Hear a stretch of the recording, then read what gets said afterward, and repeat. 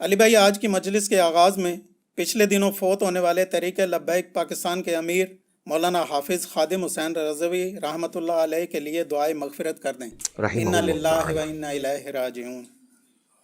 انا للہ و انا الیہ راجعون۔ اللہم اجرنی فی مصیبتی و اخلف لی خیرا منہا۔ یہ دعا آئی ہے صحیح مسلم کے اندر، اور ایک اور مشہور دعا ہے وہ بھی کر لیتے ہیں ان کے حق میں، جو ہم نماز جنازہ میں پڑھتے ہیں، جامعہ ترمذی میں، سنن ابی داؤد کے اندر موجود ہے، مشکات کے اندر بھی موجود ہے۔ اللہم اغفر لی حینا و میتنا و شاہدنا و غائبنا و صغیرنا و کبیرنا و ذکرنا و انثانا، اللہم من احییتہ منا فاحیہ علی الاسلام ومن توفیتہ منا فتوفہ علی الایمان، آمین ثم آمین۔ اللہ تعالیٰ خادم حسین رضوی صاحب کی مغفرت فرمائے، انہیں ان کے نیک کاموں کا اجر عطا فرمائے اور ان کی غلطیوں سے درگزر فرمائے، آمین ثم آمین۔ میرے بھائیوں، اپنی تمام تر انسانی کمزوریوں کے باوجود خادم حسین رضوی صاحب کے بارے میں ایٹ لیسٹ اس بات پہ کنسنسس موجود ہے کہ انہیں اللہ کے محبوب سید الاولین والآخرین، شفیع المذنبین، رحمت للعالمین، سیدنا و مولانا امام اعظم محمد رسول اللہ صلی اللہ علیہ وآلہ وسلم کے ساتھ انتہا درجے کی عقیدت اور محبت تھی۔ خصوص بالخصوص جو ختم نبوت کا ایشو ہے، اس میں ان کی سینسٹیوٹی الحمدللہ باقی تمام علماء سے بڑھ کر تھی، اور یہ ان کا خاصہ تھا الحمدللہ۔ باقی ان کے ساتھ علمی اختلاف سب سے زیادہ اگر کسی نے کیا ہے تو وہ میں ہی ہوں ان کی اپنی زندگی کے اندر۔ علمی اختلاف اپنی جگہ، لیکن جب کوئی شخص دنیا سے چلا جاتا ہے تو پھر ہم اس کے لیے دعائے خیر ہی کریں گے کہ اللہ تعالیٰ اس کے لیے اگلی زندگی آسان فرمائے۔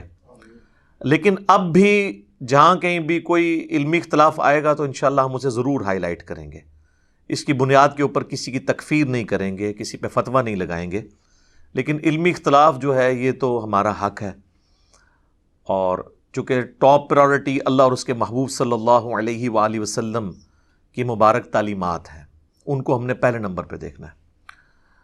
تو نبی صلی اللہ علیہ وآلہ وسلم کے ساتھ جو ان کی محبت تھی وہ ایک یونیک محبت، اس میں کوئی شک نہیں ہے۔ اس میں ظاہر ہے ان سے اختلاف کیا جا سکتا ہے کہ ایک معاملات کے اندر ایکسٹریم رویے یا عقیدے کے اندر بعض جگہ انتہائی غلو پایا جاتا تھا، وہ ہم اختلاف کرتے ہیں، لیکن اس میں کوئی شک نہیں ہے کہ ان کی ساری محبت اخلاص پر مبنی تھی، اور پوری زندگی انہوں نے اس کے لیے صرف کی، اس میں کوئی شک نہیں ہے۔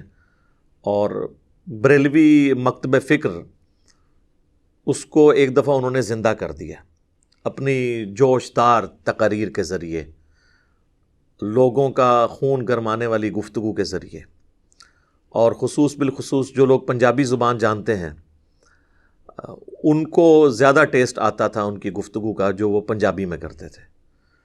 وہ ٹپیکل پنجاب کی جو ایک لینگویج میں اثر ہے اور چند الفاظ کے اندر، تو وہ ان کی ایک خاصیت تھی جس کی وجہ سے لوگ ان سے محبت کرتے تھے، اور اس کی پریکٹیکل اپلیکیشن آپ نے ان کے جنازے کی شکل میں دیکھ لی ہے۔ ان کا جنازہ جو ہے وہ یعنی پاکستان کی ہسٹری میں چند بڑے جنازوں میں سے ایک جنازہ ہوا ہے۔ ہفتے کے دن 11 بجے 21 نومبر 2020 کو، ڈیتھ ان کی 19 نومبر کو ہوئی تھی 2020۔ لاہور کی ہسٹری میں آج تک جتنے جنازے ہوئے ہیں ان میں یہ تیسرا بڑا جنازہ ہے، یعنی میرے علم کی حد تک۔ پہلا جنازہ 1979 کے اندر مولانا مودودی رحمہ اللہ تعالیٰ کا جنازہ تھا۔ اس وقت کے حالانکہ میڈیا کا دور نہیں تھا، پھر بھی اس کی چند ایک ویڈیوز ریکارڈڈ ہیں۔ اس طرح انٹرنیٹ کا دور نہیں تھا، نہ کوئی موبائل SMS تھا کہ لوگ پہنچتے، اس کے باوجود پاکستان کی ہسٹری میں وہ ایک بہت بڑا جنازہ تھا۔ قذافی اسٹیڈیم جو لاہور والا ہے یہ سارا بھرا ہوا تھا، اور اس کے باہر بھی لوگ موجود تھے 1979 کے اندر۔ اس کے بعد دوسرا بڑا جنازہ جو ہے وہ 2010 کے اندر ڈاکٹر اسرار صاحب کی جب ڈیتھ ہوئی، اس جنازے میں تو میں خود بھی شامل تھا. وہ بھی بہت بڑا جنازہ تھا، اس میں کوئی شک نہیں ہے. اور ڈاکٹر اسرار صاحب رحمہ اللہ تعالیٰ سے محبت رکھنے والے لوگ بھی پوری دنیا سے شامل ہوئے تھے. اور یہ تیسرا جنازہ خادم رضوی صاحب کا ہے، اور یہ جنازہ میرے خیال میں تو ان دونوں جنازوں سے بڑا تھا. لیکن یہاں پہ میں ایک چیز عرض کر دوں، امام احمد بن حنبل رحمہ اللہ تعالیٰ کے حوالے سے ایک قول ملتا ہے کہ انہوں نے معتزلہ کے مقابلے پر کہا تھا کہ ہمارے جنازے جو ہیں وہ فیصلہ کریں گے، یعنی جس کا جنازہ بڑا ہوگا یہ اس بات کی دلیل ہوگا کہ وہ حق پر ہے. یہ کسی خاص فریم آف ریفرنس میں تو بات کرنا شاید ان کے نزدیک درست ہوگی، اس کی کوئی علمی گراؤنڈ نہیں ہے. یعنی یہ کوئی نبی صلی اللہ علیہ وآلہ وسلم کا فرمان نہیں ہے، امام احمد بن حنبل کی ذاتی رائے ہے. اگر وہ زندہ ہوتے تو ہم ان سے پوچھتے اور ڈسکس کرتے تو وہ بھی مانتے کہ میں نے اپنے حالات و واقعات میں ایک بات کی تھی کہ جتنے ظلم جو ہے وہ عباسی خلفاء کی طرف سے ان پر کیے گئے تو عوام پھر بھی ان کے ساتھ تھی، اگرچہ وہ ان کی سپورٹ میں کھڑی نہیں ہوئی، جنازہ ہی عوام پڑھتی ہے. اس وقت تو ساتھ کوئی نہیں تھا جب ان کو کوڑے پڑ رہے تھے. لیکن یہ کوئی بنیاد نہیں ہے، ورنہ اس امت میں سب سے بڑی شخصیات میں سے ایک شخصیت جن کے اوپر سنی شیعہ کا اتفاق ہے، صوفیاء ہوں سلفی ہوں سب کے سب ان کو مانتے ہیں، وہ سیدنا ابو ذر غفاری رضی اللہ تعالیٰ عنہ علیہ السلام، جن پہ میرا ایک بڑا رکت انگیز کلپ ریکارڈڈ ہے. وہ خاص کیفیت میں اس وقت جو میری زبان سے اللہ نے باتیں نکلوائیں، وہ آپ یوٹیوب پہ جا کے دیکھ لیں، لاکھوں لوگوں نے دیکھا ہے. ان کی تو موت جو ہے وہ مدینہ شریف کے پاس ایک گاؤں میں ہوئی ہے، اور اس وقت ان کی صرف بیوی ان کے ساتھ تھی، اور وہاں سے ایک قافلہ گزر رہا تھا تو انہوں نے ان کا جنازہ پڑھا ہوا. وہ ایک علیحدہ سے ٹاپک ہے، وہ آج ڈسکس نہیں کروں گا. تو ان کے جنازے میں تو میرے بھائی ایک صف بھی پوری نہیں ہوئی ہے جو آپ کی نارمل صف ہے، 2-3 بندوں نے جنازہ پڑھا. تو ان کا تو جنازہ کوئی بڑا نہیں تھا، نہ ان کا کوئی بہت بڑا مزار بنا، بلکہ قرآن میں 25 انبیاء کا ذکر موجود ہے. صرف ہمارے محبوب صلی اللہ علیہ وآلہ وسلم کا جو مزار اقدس ہے یا قبر مبارک ہے وہ کنفرم ہے، باقی تو سب اندازے ہیں. وہ 25 کی آپ مزارات ہی نہیں بتا سکتے. ابھی تو میں ان انبیاء کی بات ہی نہیں کر رہا کہ جو مسند امام احمد میں موجود ہے کہ 1,24,000 انبیاء دنیا میں مبعوث ہوئے، جن میں سے 315 رسول تھے. تو 315 رسولوں کا بھی نہیں مزار، اور 1,24,000 انبیاء کا تو ہے ہی نہیں. تو مزارات بنانا یا اس پہ رش ہونا یہ کوئی کسی کے حق پہ ہونے کی دلیل نہیں ہے، نہ بڑے جنازے کسی کے حق ہونے کی دلیل ہے. ہو بھی سکتے ہیں اگر وہ علمی طور پہ حق پہ ہو، کیونکہ اب خادم رضوی صاحب کے جو ماننے والے لوگ ہیں، کیا مودودی صاحب کا اتنا بڑا جنازہ، اور اس کے بعد ڈاکٹر اسرار صاحب کا جنازہ، اور اس کے بعد جنید جمشید صاحب کا جنازہ، اتنے بڑے بڑے جنازوں کو دیکھ کے وہ ان کو حق پہ ماننے کے لیے تیار ہوں گے؟ نہیں. تو جو دلیل آپ کسی اور کے حق میں ماننے کے لیے تیار نہیں ہے نا، تو میرے بھائی وہ دلیل پھر اپنے حق میں بھی پیش نہ کریں معذرت کے ساتھ، کیونکہ یہ کوئی علمی دلیل نہیں ہوگی آپ کی، جذباتی باتیں. تو علمی ڈاکٹرن کو فالو کریں، جذباتی ڈاکٹرن کو فالو نہ کریں. بہرحال مجھے ذاتی طور پہ خادم رضوی صاحب کی وفات کی یعنی بڑا صدمہ پہنچا. اور مجھے ایک بھائی نے کراچی سے فون کیا، میں باہر تھا اس وقت، تو اس وقت میں تو خبریں وغیرہ نہیں دیکھ رہا تھا. تو انہوں نے یعنی بتایا کہ اس طرح کی ڈیتھ ہو گئی ہے. تو بے ساختہ میری زبان سے انا للہ و انا الیہ راجعون نکلا. تو ہم نے تو وہ کام نہیں کیا کہ وہ جب دوسرے فرقے کا کوئی بندہ مرتا ہے تو کہتے ہیں جی مر گیا مردود، جہنم واصل ہو گیا، اپنے انجام کو پہنچ گیا. اللہ کا شکر ہے کہ اپنا ذہن تو اس چیز سے آزاد ہے. تو جیسے ہی مجھے پتہ چلا میں نے عثمان بھائی کو فون کیا، اور میں دل میں سوچ رہا تھا کہ کیا میری تربیت کوئی اثر رکھتی ہے کہ نہیں. میں ان کے رسپانس کو چیک کر رہا تھا. ان کو جیسے ہی میں نے بتایا انہوں نے پڑھا انا للہ و انا الیہ راجعون. تو اس کا مطلب ہے کہ ہم نے جو لوگوں کی تربیت کی ہے واقعی وہ اثر ان پہ نظر آتا ہے. اللہ کا شکر ہے اتنی ہم نے یعنی تعصب سے لوگوں کو آزاد کیا ہے. یہ ٹیسٹ پوائنٹ تھا، یہ ایک بہت بڑا موقع تھا. یعنی خادم رضوی صاحب کا انڈائریکٹلی تو میں اور عثمان بھائی تو افیکٹ ہی ہیں، کیونکہ 2017 کے اندر جب میرے اوپر مرڈر اٹیمپٹ ہوئی تھی تو وہ انہی کی جماعت سے تعلق رکھنے والا بندہ تھا جس نے میرے اوپر مرڈر اٹیمپٹ کی تھی، اور عثمان بھائی اور میں دونوں افیکٹ ہی، ہم دو ہی یہاں پہ موجود تھے اس وقت. تو بہرحال اللہ تعالیٰ نے حفاظت کی. اور یہ میں پہلی دفعہ آن ایئر اس کو یعنی ڈسکس کر رہا ہوں، اس لیے نہیں کہ وہ فوت ہو چکے ہیں، ان کی زندگی میں مجھے کوئی ڈر تھا ان سے، اس لیے کہ میں نے پہلی بات کی کہ وہ اپنے آپ کو منسوب کرتا تھا اور بعد میں ہم نے اسے معاف بھی کر دیا، کوئی پیسے سے نہیں لیے، بالکل معاف کر دیا. یعنی وہ ان کے ساتھ اپنے آپ کو منسوب کر رہا تھا، اس کا قطعاً مقصد نہیں کہ انہوں نے لانچ بھی کیا اسے. اس کے باوجود مجھے یعنی ذاتی طور پہ ان کی ڈیتھ کا غم ہے، اس حوالے سے کہ پاکستان کے ماحول کے اندر جہاں پر چند نام نہاد لبرل قسم کے لوگ، سیکولر قسم کے لوگ، یا ایک ماڈرن ایج اسکالرز اپنے آپ کو ڈکلیئر کرنے والے لوگ، انہوں نے جس طرح ماحول ریلیجن کے پوائنٹ آف ویو سے خراب کیا ہوا تھا، اس میں خادم رضوی صاحب ایک ڈیٹرنس تھے ان لوگوں کے اوپر جو اس ملک کو جو ہے وہ اسلام سے دور لے جانے کی کوششیں کرتے تھے اور ایک بڑا آزاد خیال قسم کا اسلام پیش کرنے کی کوشش کرتے تھے. اس میں خادم رضوی صاحب سے بھی کچھ جگہ پہ غلو ہوا ہے، اور میں نے ہی جرت کی ہے اس میں اختلاف کرنے کی. چاہے وہ پشاور کورٹ کے اندر وہ انسیڈنٹ ہوا تھا جو گستاخ رسول والا، اس پہ میں نے کاؤنٹر نیریٹو دیا تھا کہ ایکسٹرا جوڈیشل ایکٹیویٹی اسلام میں، چاہے توہین مذہب کے نام پہ ہو، توہین عدالت کے نام کے اوپر ہو، یا غداری وطن کے سرٹیفکیٹ کے نام کے اوپر ہو، کوئی مذہبی جماعت کرے، کوئی سیاسی جماعت کرے، کوئی ریاستی ادارہ کرے، ایکسٹرا جوڈیشل ایکٹیویٹی اسلام میں حرام ہے.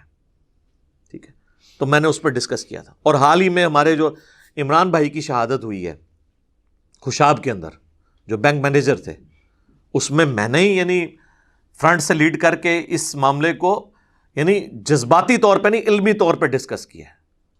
باقی تو علماء کے تو بیانات بھی آئے ہیں، تو وہ مطلب وہ روٹ کاز انالیسز نہیں کر رہے ہیں. وہ بھی سوشل میڈیا کے اوپر اگر ہنگامہ کھڑا نہ ہوتا تو انہوں نے پھر اس جاہل گن مین کے ساتھ کھڑا ہو جانا تھا. لیکن اس میں نے بار بار ریکویسٹ کی تھی کہ خادم رضوی صاحب خود بیان دیں، انہوں نے بیان نہیں دیا. ہو سکتا ہے ان کو موقع نہ ملا ہو، ہم حسن ظن رکھتے ہیں، لیکن ان کا میں نے کہا تھا بیان آنا ضروری ہے، کیونکہ وہ چونکہ ڈرائیونگ سیٹ کے اوپر ہیں، ان کا بیان دینا کسی بھی حکومتی عہدیدار یا کسی بھی ریاستی ادارے کے عہدیدار کی ٹویٹ سے زیادہ بھاری ہے، کیونکہ ان کی تو فین فالوئنگ ہی کوئی نہیں ہے. تو ہم نے ہمیشہ یعنی علمی طریقے سے ان کی وہ جو ایک غلو کسی معاملے میں آتا تھا، میں اختلاف کرتا تھا، لیکن اس کے باوجود مجھے ان کے اخلاص میں کوئی شک نہیں ہے. اچھا میرے بھائیو، ایک چیز جو خادم رضوی صاحب کے اخلاص کے حوالے سے میں ضرور یہاں پہ کلیئر کر دوں کہ 2016-17 کے جو دھرنے تھے، جو پچھلی حکومت نے ختم نبوت کے حوالے سے ایک سازش کی، چاہے وہ اعلی کار بنے یا خود کی، وہ ایک الگ بات. اس میں کوئی شک نہیں ہے کہ بعض نادیدہ قوتوں نے ان کو فیسیلیٹیٹ کیا ان دھرنوں کے لیے. ہمارے پاس فرسٹ ہینڈ نالج موجود ہے، لیکن میں اس کو ڈسکس نہیں کرنا چاہتا. لیکن اس میں بھی یاد رکھیے گا کہ خادم رضوی صاحب نے وہ ان قوتوں کو خوش کرنے کے لیے دھرنا نہیں دیا تھا، ورنہ اس حکومت جس کے پیچھے وہ نادیدہ قوتیں کھڑی ہوئی ہیں، اس میں بھی انہوں نے 2 دھرنے دے کے وہ 2 × 2 والا 2 برابر ہے 2 کے وہ حساب پورا کر دیا. اور پچھلے دنوں جو ان کی ایک ویڈیو آئی جس میں انہوں نے کہا کہ جی ایکس پرائم منسٹر کو مخاطب کر کے کہ تم بتاؤ کہ کس نے یہ ختم نبوت کی قانون میں ترمیم کے لیے کوشش کی تھی، تو پھر میں بتاؤں گا کہ ان دھرنوں کے پیچھے کون تھا. تو بعض لوگوں نے اس کا مطلب لیا کہ وہ پھر یہ ان کا نام لیں گے. ایسا نہیں تھا. آج 1-2 دن پہلے، بلکہ ان کے جنازے سے پہلے ہی ان کے شاگرد کی ویڈیو بھی آ گئی تھی کہ جی وہ اپنے شاگردوں کو نے بتایا تھا، وہ اس کو روحانی طور پہ بیان کر رہے تھے کہ مجھے نبی علیہ السلام کی طرف سے حکم تھا. وہ کہہ رہے تھے میں تمہیں اور ان کی گفتگو کے دوران اشارے میں بھی یہ بات سمجھ آ رہی تھی. میں تو اسی وقت سمجھ گیا تھا کہ یہ ان کا نام نہیں لیں گے، کیونکہ مجھے پتہ ہے ان کی طبیعت کا، مجھے اپنی طبیعت کا پتہ ہے نا، کہ جو اس طرح کی ایک طبیعت والے لوگ ہوتے ہیں نا، ان کے قریب کوئی اس طریقے سے لگتا نہیں ہے ان کو اپنے لیے یوز کرنے کے لیے. ہاں فیسیلیٹیٹ بائی چانس اس وقت ان کی ڈاکٹرن اور ان دوسرے لوگوں کی ڈاکٹرن میچ کر گئی، وہ الگ بات ہے، لیکن وہ انہوں نے کسی کو خوش کرنے کے لیے نہیں کیا، ورنہ ابھی یہ جو کچھ ہوا ہے اس میں تو وہ کبھی بھی سامنے نہ آتے. اور جتنے شد و مد کے ساتھ اس دھرنے میں نومبر 2020 والے میں وہ شریک ہوئے ہیں، 104 کے قریب ان کو بخار تھا اور پھر وہ ٹریگر کر گیا، بڑی مشکل سے انہوں نے تقریر کی ہے، تو وہ کبھی بھی سامنے نہ آتے. اور اس میں تو زیادہ ان کو تکلیف اٹھانی پڑی، سب سے زیادہ تکلیف دہ دھرنا یہی تھا کیونکہ ان کے اوپر شیلنگ بھی ہوئی. تو لہٰذا یہ اگر کسی کے دماغ میں ہے نا تو وہ اپنے دماغ سے نکال دے. میں بالکل علا وجہ بصیرت سمجھتا ہوں کہ ان کے اخلاص میں 1% بھی شک نہیں ہے. وہ جو کچھ بھی کرتے تھے اخلاص کے ساتھ، جس چیز کو وہ درست سمجھتے تھے، مطلب اس میں آپ اختلاف کر سکتے ہیں طریقے کے اوپر بھی، لیکن وہ کسی دنیاوی منفعت کے لیے نہیں کرتے تھے. اور ان کی زندگی درویشی کی گزری ہے. آپ دیکھیں جتنے بھی بڑے علماء آپ دیکھیں، یہ جب مرتے ہیں تو اپنے دینی کیریئر کے اینڈ کے اوپر کروڑوں کا بینک بیلنس اور جائیدادیں چھوڑ کے جاتے ہیں. لیکن خادم رضوی صاحب کی تو وہی درویشی کی زندگی گزری ہے. ان کا آپ گھر دیکھ لیں، ان کا لیونگ سٹینڈرڈ دیکھ لیں، کوئی فرق نہیں پڑا ان کے اندر. تو اس سے پتہ چل جاتا ہے کہ کوئی شخص جو ہے وہ اس نے کوئی دنیاوی منفعت حاصل کی ہے. باقی وہ دھرنے کے جو اخراجات تھے وہ ظاہر کتنے لوگ ہیں جو اللہ کے نام کے اوپر ان کو دے دیتے تھے کہ بھئی آپ چلیں ہماری طرف سے کھانا کھلا دیں. وہ تو ظاہر سب سے بڑا مکتب فکر ہے پاکستان کا، ان کے لیے تو مینیج کرنا کوئی مسئلہ نہیں ہے. پولیٹیکل پارٹیز کو پیسے اکٹھے کرنے پڑتے ہیں، مذہبی لیڈروں کو تو لوگ خود آگے دیتے ہیں، لیکن انہوں نے کبھی پیسے کا مس یوز اپنی ذات کے لیے نہیں کیا. یہ میں ان کو پرسنلی جانتا ہوں کہ وہ اس اعتبار سے بالکل فیئر آدمی تھے. کوئی شک نہیں ہے کہ لوگوں نے، جس طرح عبدالستار عیدی صاحب تھے، لوگوں سے ہی چندہ لے کے کرتے تھے لیکن وہ اپنے اوپر نہیں لگاتے تھے. ان کی زندگی اسی طریقے سے جو ہے وہ سادگی کے ساتھ گزری ہے. لہذا خادم رضوی صاحب کے اخلاص کے حوالے سے میں 100% اللہ تعالیٰ سے حسن ظن رکھتا ہوں ان کے بارے میں کہ وہ الحمدللہ ایک مخلص آدمی تھے. ایون میں آپ کو بتاؤں، یہ جو جس واقعے کی وجہ سے یہ لوگ ایک پوری جماعت تحریک لبیک پاکستان اوپر آئی ہے، اور سٹارٹ اس کا جو ہوا تھا وہ ممتاز قادری کی پھانسی سے ہوا تھا 29 فیبروری 2016. اس وقت یہ پہلی دفعہ منظر عام پہ خادم رضوی صاحب آنا شروع ہوئے. تو چونکہ میں ان کو بہت پہلے سے جانتا تھا، عوام الناس تو ان کو نہیں جانتی تھی. اچھا، ٹیلنٹ چھپا نہیں رہتا، دنیا میں کسی کونے میں بھی ٹیلنٹ ہے نا، وہ سامنے آ جاتا ہے. یہ دیکھیں، یہ اپنی زندگی کے ان 4 سالوں میں ہی عوام کے سامنے آئے ہیں. 55 سال صرف عمر تھی مشکل کے ساتھ، 54 سال اور کچھ مہینے، کیونکہ جون 1966 میں وہ پیدا ہوئے ہیں اور یہ 19 نومبر کو ان کی ڈیتھ ہو گئی ہے. تو یہ ان کی زندگی کے جو آخری 4 سال ہیں نا، 50 کراس کرنے کے بعد یہی ان کو پاکستانی عوام جانتی تھی. لیکن میں ان کو بہت پہلے سے جانتا تھا. ان کی جو سپیکنگ پاور ہے، مجمع باندھنے کی ان کی صلاحیت، میری بھی داڑھی بھی نہیں نکلی تھی تو ہمارے جہلم شہر میں میری گلی میں ہی وہ مدرسہ ہے جہاں سے انہوں نے حفظ اور تعلیم حاصل کی ہے. اور وہ میرے گھر سے اتنی دور ہے وہ مدرسہ اور مسجد جہاں میں نے پوری زندگی نمازیں پڑھی، میرے ایون والد صاحب بھی، میرے دادا ابو بھی، کہ اگر مسجد میں اقامت شروع ہونا تو میں تکبیر اولیٰ پکڑ سکتا ہوں. تو آپ اس سے انداز لگا لیں کہ 100-150 فٹ کے فاصلے پہ مسجد ہے، اور اسی مسجد سے انہوں نے حفظ کیا. پھر ان کا پیر خانہ بھی جہلم شہر میں ہی ہے، اور یہ مسجد اسی پیر خانے کے انڈر ہے، کالا دیو کے اندر. تو ڈبل ان کی نسبتیں تھیں. وہ نقشبندی سلسلے میں یہاں پہ بیعت تھے. تو میرا پہلی دفعہ تعارف ان سے ہوا 1994 کے اندر، جب میں FSC کے پیپر دے کے فارغ ہوا تھا. تو آج سے میں 26 سال پہلے کی بات کر رہا ہوں. اس وقت ان کی عمر بمشکل 30 سال کے قریب ہوگی. تو ان کو تقریر کے لیے بلایا گیا تھا اس وقت نا. تو میں نے جب ان کی تقریر سنی، اس کے بعد مسلسل ان کے دروس ہوتے رہے. تو ان کی جو سپیکنگ پاور سے نا میں بہت امپریس ہوں. اس وقت ظاہر داڑھی کالی تھی ان کی. یہ داڑھی سفید ہونے کی وجہ سے لوگ سمجھتے ہیں کہ وہ مطلب کوئی بڑی عمر کے تھے. وہ داڑھی ان کی جلدی سفید ہو گئی ہے. ڈاکٹر اسرار صاحب کی 40 سال کی عمر کی آپ ویڈیوز نکالیں نا تو اس میں بھی ان کی داڑھی سفید ہے. اب میری آپ دیکھیں ماشاءاللہ 43+ ہو چکی ہے، چاند ایک بال سفید ہے داڑھی کے. بالوں کے جلدی ہو جاتے ہیں.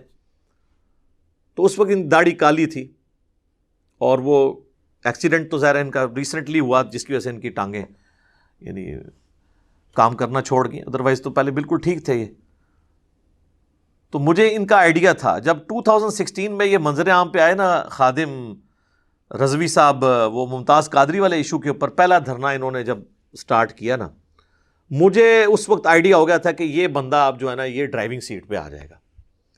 اس وقت میں نے ایک دو ویڈیوز ان کو مخاطب کر کے ریکارڈ کی اور بائی نیم ان کو مخاطب کیا اور بڑے احترام کے ساتھ ان کی تصویر بھی تھم نیل پہ لگائی.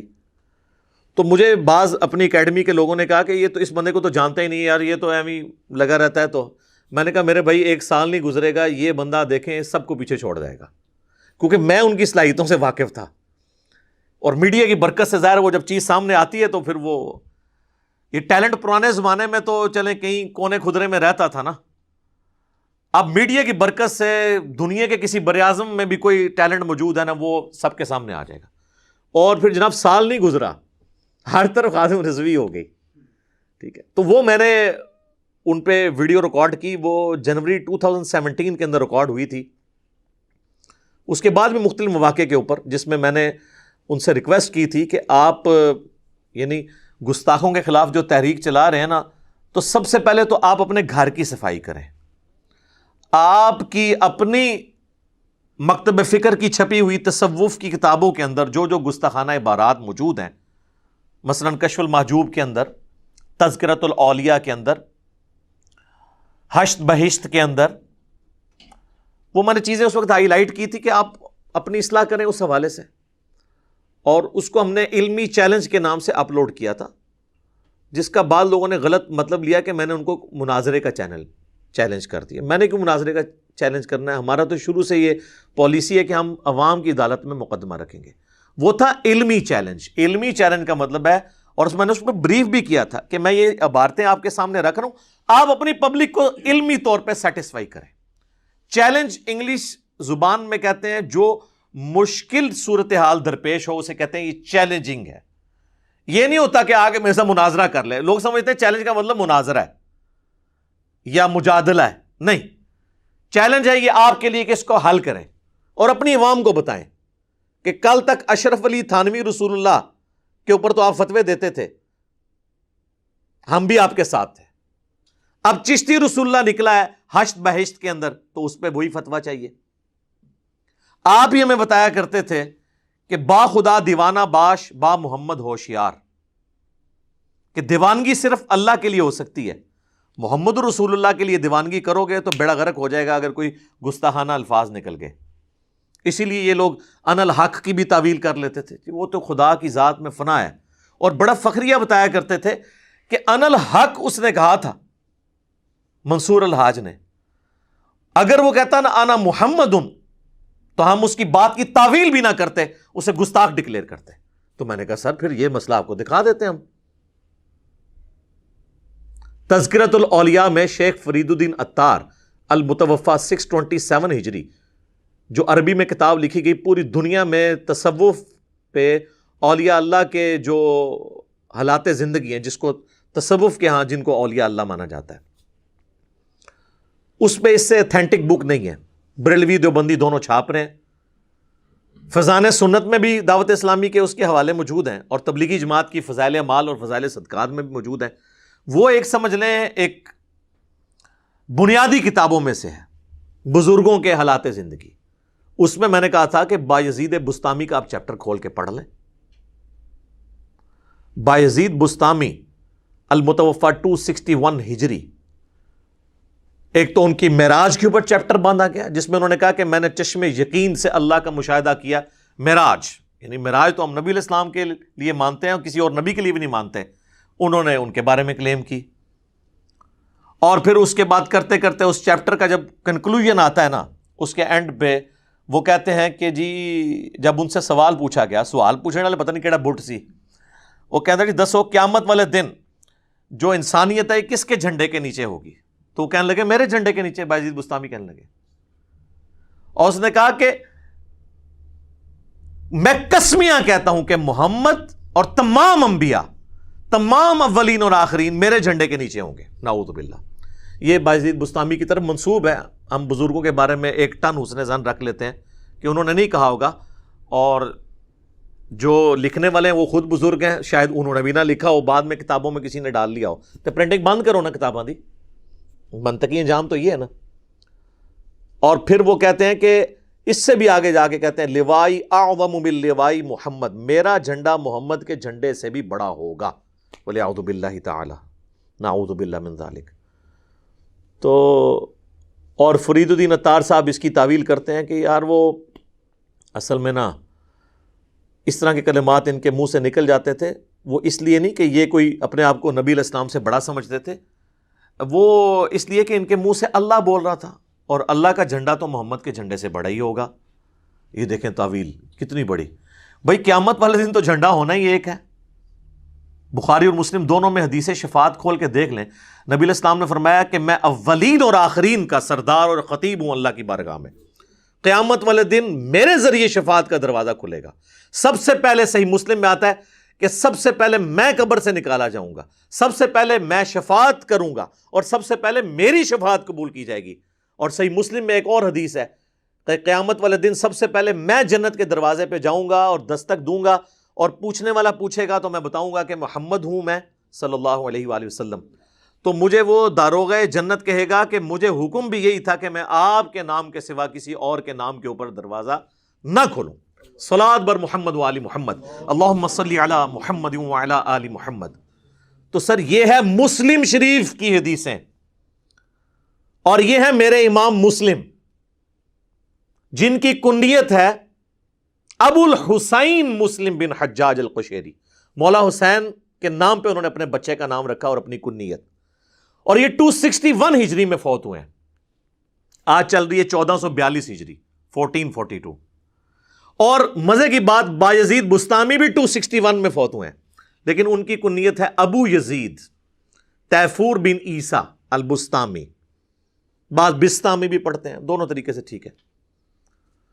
تو اس لیے میں کہتا ہوں کہ آپ ابو الحسین کی لکھی ہوئی احادیث کو فالو کریں، ابو یزید کے لکھے ہوئے تعلیمات کو فالو نہ کریں۔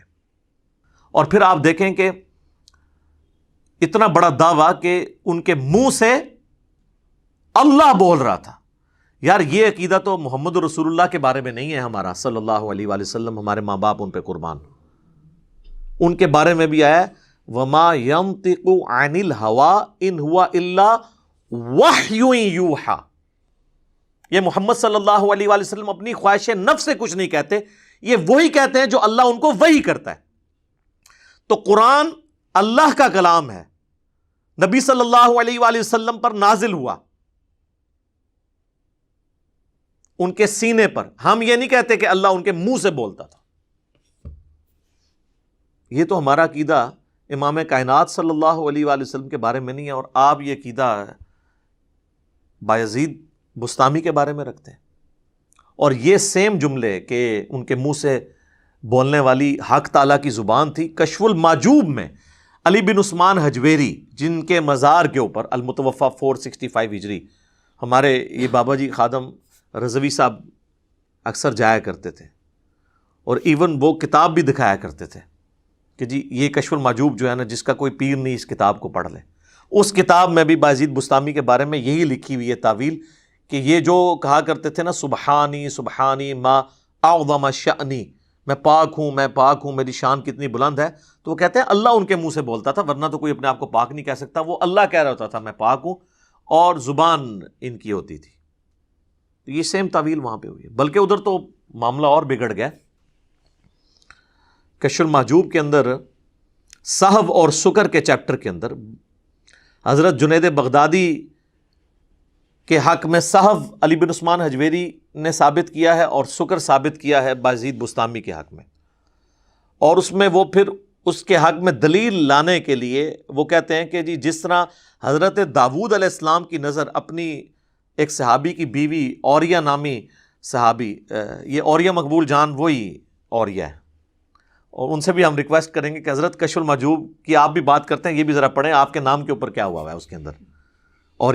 اوریہ صحابی، حضرت داود کا اس کی بیوی پہ نظر پڑ گئی ان کی، اور پھر وہ پورا ایک واقعہ من گھڑت جو تورات کے اندر ٹیمپرڈ فارم میں موجود ہے، ہماری تصوف کی کتابوں میں آیا، اور نعوذ باللہ انہوں نے اس اوریہ کو جنگ میں بھیج کے قتل کروا کے خود اس کی بیوی کے ساتھ شادی کر لی. یہ پورا ایک واقعہ ہے, اس کی طرف انہوں نے اشارہ کیا ہے اور کہا کہ وہ جنید بغدادی جو ہے نا وہ اس صحف کے اوپر تھے.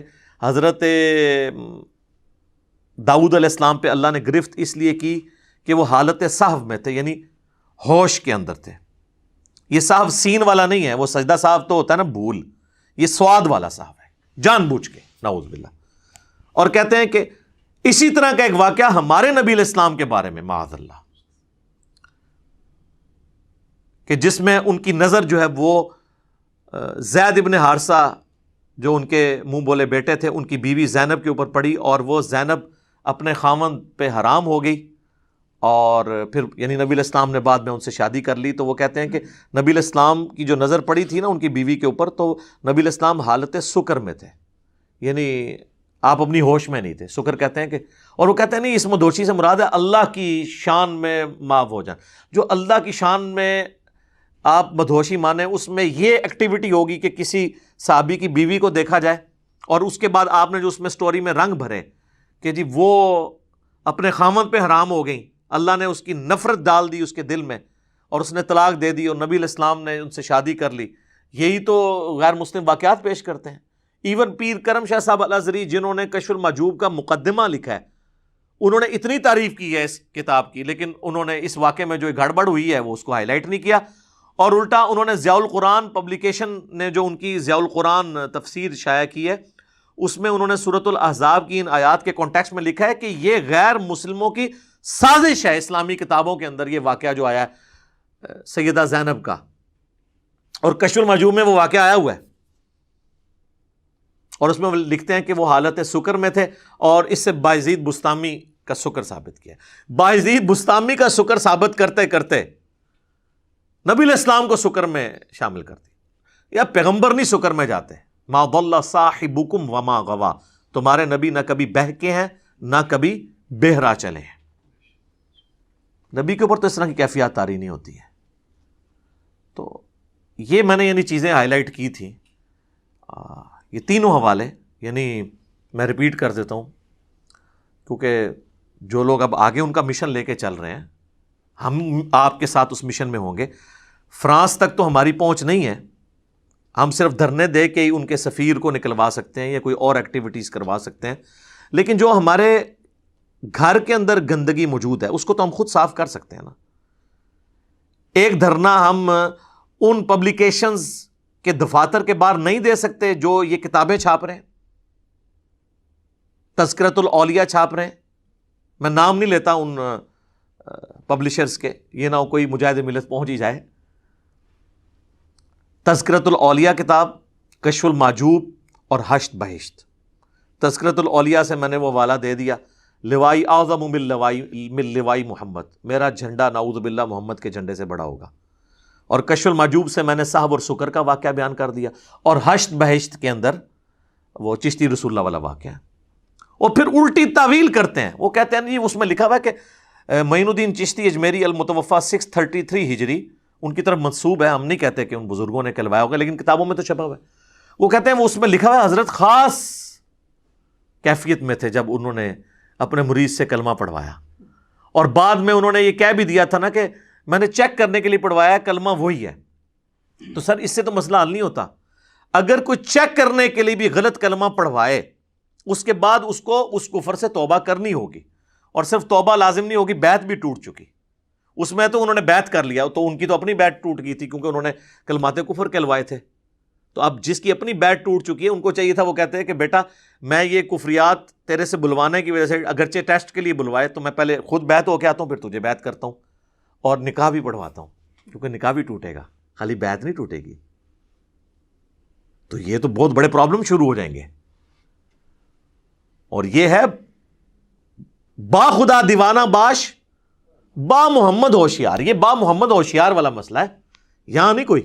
کہتے ہیں خاص حالت میں تھے. تو میں اس کے اوپر خادم رضوی صاحب رحمہ اللہ تعالی کا جملہ بولوں گا کہ یار انہوں الکانا جانو, جیڑا پونکدا جے نبی اتے پونکدا جے, آ کے اس گستاخی نو ہلکا نہ جانو. تو سر ہم بھی یہ کہہ رہے ہیں انہوں ہلکا نہ جانو خاص حالت میں. بھئی خاص حالت میں آپ نے یہی کام کرنا ہے. چلو اللہ کے لیے ہوتا تو ہم تعویل مان لیتے, اور وہ جو مسلم شریف کی ایک حدیث بڑی ڈھونڈ ڈھانڈ کے لے آتے ہیں، وہ جو ایک توبہ کرنے والے کا واقعہ ہے کہ اللہ کے محبوب صلی اللہ علیہ وآلہ وسلم نے مثال بیان کی اس شخص کی جو گناہ کرنے کے بعد اللہ کی طرف واپس آ جاتا ہے، اور اللہ کو کتنی خوشی ہوتی ہے کہ جس طرح کوئی شخص کسی ریگستان کے سفر میں ہو اور اس کا سارا ساز و سامان اونٹ پہ لدا ہوا ہو، اور اچانک وہ تھوڑی دیر کے لیے اس کی آنکھ لگے اور اٹھے تو وہ اونٹ ساز و سامان سمیت غائب. اب اسے اپنی موت سامنے نظر آ رہی ہے کہ یہاں تو نہ پانی نہ کھانا نہ پینا. اسی پریشانی کے عالم میں وہ دوبارہ موت کا انتظار کرنا شروع کر دے لیٹ کے، اور اس کا اونٹ سامنے آ جائے تو اسے اتنی خوشی ہو کہ اس کے زبان سے یہ کلمات نکل جائیں کہ اے اللہ تو میرا بندہ میں تیرا رب. حالانکہ وہ کہنا یہ چاہ رہا ہے کہ اے اللہ میں تیرا بندہ تو میرا رب. تو اس میں آگے الفاظ ہیں من شدت الفرح، اس خوشی کی وجہ سے، شدت کی وجہ سے. تو وہ کہتے ہیں جی یہ دیکھ لینا جی، تو بزرگ خاص حالت میں ہو تو ان سے بھی اگر نکل جائے تو یہ تو نبی علیہ السلام کے بارے میں تو نہیں ہے، یہ تو اللہ کے بارے میں ہے. اور زبان ایک ہی دفعہ لڑکھڑائی ہے، اس نے یہ نہیں کہا کہ کسی سے پڑھوایا ہو یا انٹینشنلی پوری حاضر دماغی کے ساتھ سارا کچھ کیا ہو. ایک واقعہ ہوا ختم، اور اس میں الفاظ ہے نبی علیہ السلام نے کہا کہ غلط الفاظ اس سے نکل گئے خوشی کی وجہ سے، اور رسول اللہ کے بارے میں پھر بھی نہیں تھے. یہاں تعویل آپ کی نہیں مانی جائے گی، بات وہیں رہے گی، با خدا دیوانہ باش با محمد ہوشیار صلی اللہ علیہ وآلہ وسلم. صلاۃ بر محمد و آل محمد، اللہم صلی علی محمد و علی آل محمد. اب بعض لوگ سوچ رہے ہوں گے کہ خادم رضوی صاحب کی ڈیتھ کے اوپر اس طرح کی باتوں کو دوبارہ کرنا کیا ضروری تھا؟ جی اس لیے ضروری تھا کہ یہ ہم ویڈیو خادم حسین رضوی صاحب کے مشن کو آگے بڑھانے کے لیے تو ریکارڈ کروا رہے ہیں. وہی کہہ رہے تھے نا گستاخوں کے خلاف یعنی ہماری ٹالرنس نہیں ہونی چاہیے، تو ہم بھی تو بتا رہے ہیں کہ گستاخ تو آپ کی اپنی صفوں میں چھپے ہوئے ہیں.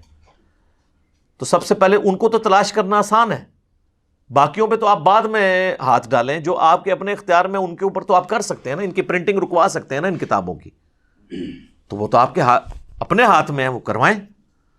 فرانس تک تو ہم پہنچنے سے رہے، یہاں پہ ہم پروٹیسٹ ہی صرف ریکارڈ کروا سکتے ہیں نا، یہ تو ہمارے اپنے ہاتھ کے اندر، ہم یہ کروائیں. تو یہ ان کی ڈیتھ کے اوپر انہی کے مشن کے اوپر بات ہو رہی ہے، یہ ذہن میں رکھیے گا. یہ میں نے یعنی کوئی ایسی بات نہیں کی ہے کہ کوئی فرقہ وارانہ بات ہو. فرقہ وارانہ بات تو وہ لوگ کر رہے ہیں جو ان کی ڈیتھ کے اوپر تعزیت کر رہے ہیں اور دعائے مغفرت نہیں کر رہے. آپ دیکھ لیں وہ جو لاہور کے دو بھائی ہیں ان میں سے ایک بھائی نے باقاعدہ کلپ ریکارڈ کروایا، اور میری عقابی نظریں اور شارپ کان اس چیز کو سن رہے تھے، اور مجھے یہ یقین تھا انہوں نے کلپ نہیں چلایا تو میں نے کہا یہ کنفرم ہے کہ وہ دعائے مغفرت نہیں کرے گا ان کے لیے. اور وہی ہوا، وہ اس میں ان کو اگر کوئی کہنا یہ بھول گیا وہ تو اسے کہ اگلے جمعے میں کرتے دعائے مغفرت، دوبارہ اس کے مکتبہ فکر کے لوگ اسے مسجد میں داخل نہیں ہونے دیں گے. وہ جان بوجھ کے نہیں اس نے کیا، تعزیت کی ہے، دکھ کا اظہار کیا ہے. تو سب سے بڑی یہ تعزیت یہ ہوتی ہے. ہاں انا للہ و انا الیہ راجعون پڑھا ہے، وہ تو آپ کسی صدمے پہ بھی پڑھ سکتے ہیں. تو اس کے بعد مرے ہوئے بندے کے لیے مغفرت کی دعا نہیں کرنی ہوتی؟ کیا سورۃ الحشر کی یہ دعا بھول گئے کہ ربنا اغفر لنا ولاخواننا الذین سبقونا بالایمان؟ یہ اللہ کا حکم بھول گئے کہ اہل ایمان جو ہیں، جو ان سے پہلے ایمان کی حالت میں لوگ گزر چکے ہیں، ان کے لیے دعائے مغفرت کرتے ہیں. تو کرتے نا، وہ دعائے مغفرت نہیں کر سکتے اس لیے کہ وہ ان کو مسلمان ہی نہیں سمجھتے. اگر کوئی کہنا وہ مسلمان سمجھتے ہیں، کافر نہیں سمجھتے، تو میں اس کو پھر طریقہ بتاتا ہوں ان علماء کے اندر کی غلاظت کو اگلوانے کا. اور میں صرف کسی ایک فرقے کو سنگل آؤٹ نہیں کر رہا، میں سارے فرقوں کی بات کرتا ہوں کہ یہ ایک دوسرے کو مسلمان نہیں سمجھتے. بریلوی، دیوبندی، اہل حدیث تینوں ٹھیکیدار بنے ہوئے ہیں نا سنیت کے، اور ہمیں کہتے ہیں تم اہل سنت کیوں لکھتے ہو؟ بھئی سنی تو ہوگا جو کتابوں کو سنیوں کی مانے، جو بابوں کو مان رہا ہے، کتابوں کو چھوڑ رہا ہے، وہ کہاں سے سنیت کا ٹھیکیدار بن گیا؟ مرنے سے پہلے اے مسلمان کر لے اس پہ غور، کتابوں کا خدا اور ہے، بابوں کا خدا اور. یعنی خدا تو سب کا ایک ہی ہے، یعنی تعلیمات کے پوائنٹ آف ویو سے بابوں کی تعلیمات جس خدا کے تعارف کو کرواتی ہیں وہ نہیں ہے جو اللہ نے اپنے پیغمبروں کے ذریعے وحی کے ذریعے کروایا. کہنے کو تو دین سب کا اسلام ہے، لیکن صوفی بھی کہتے ہیں ہم مسلم ہیں، سلفی بھی کہتے ہیں ہم مسلم ہیں.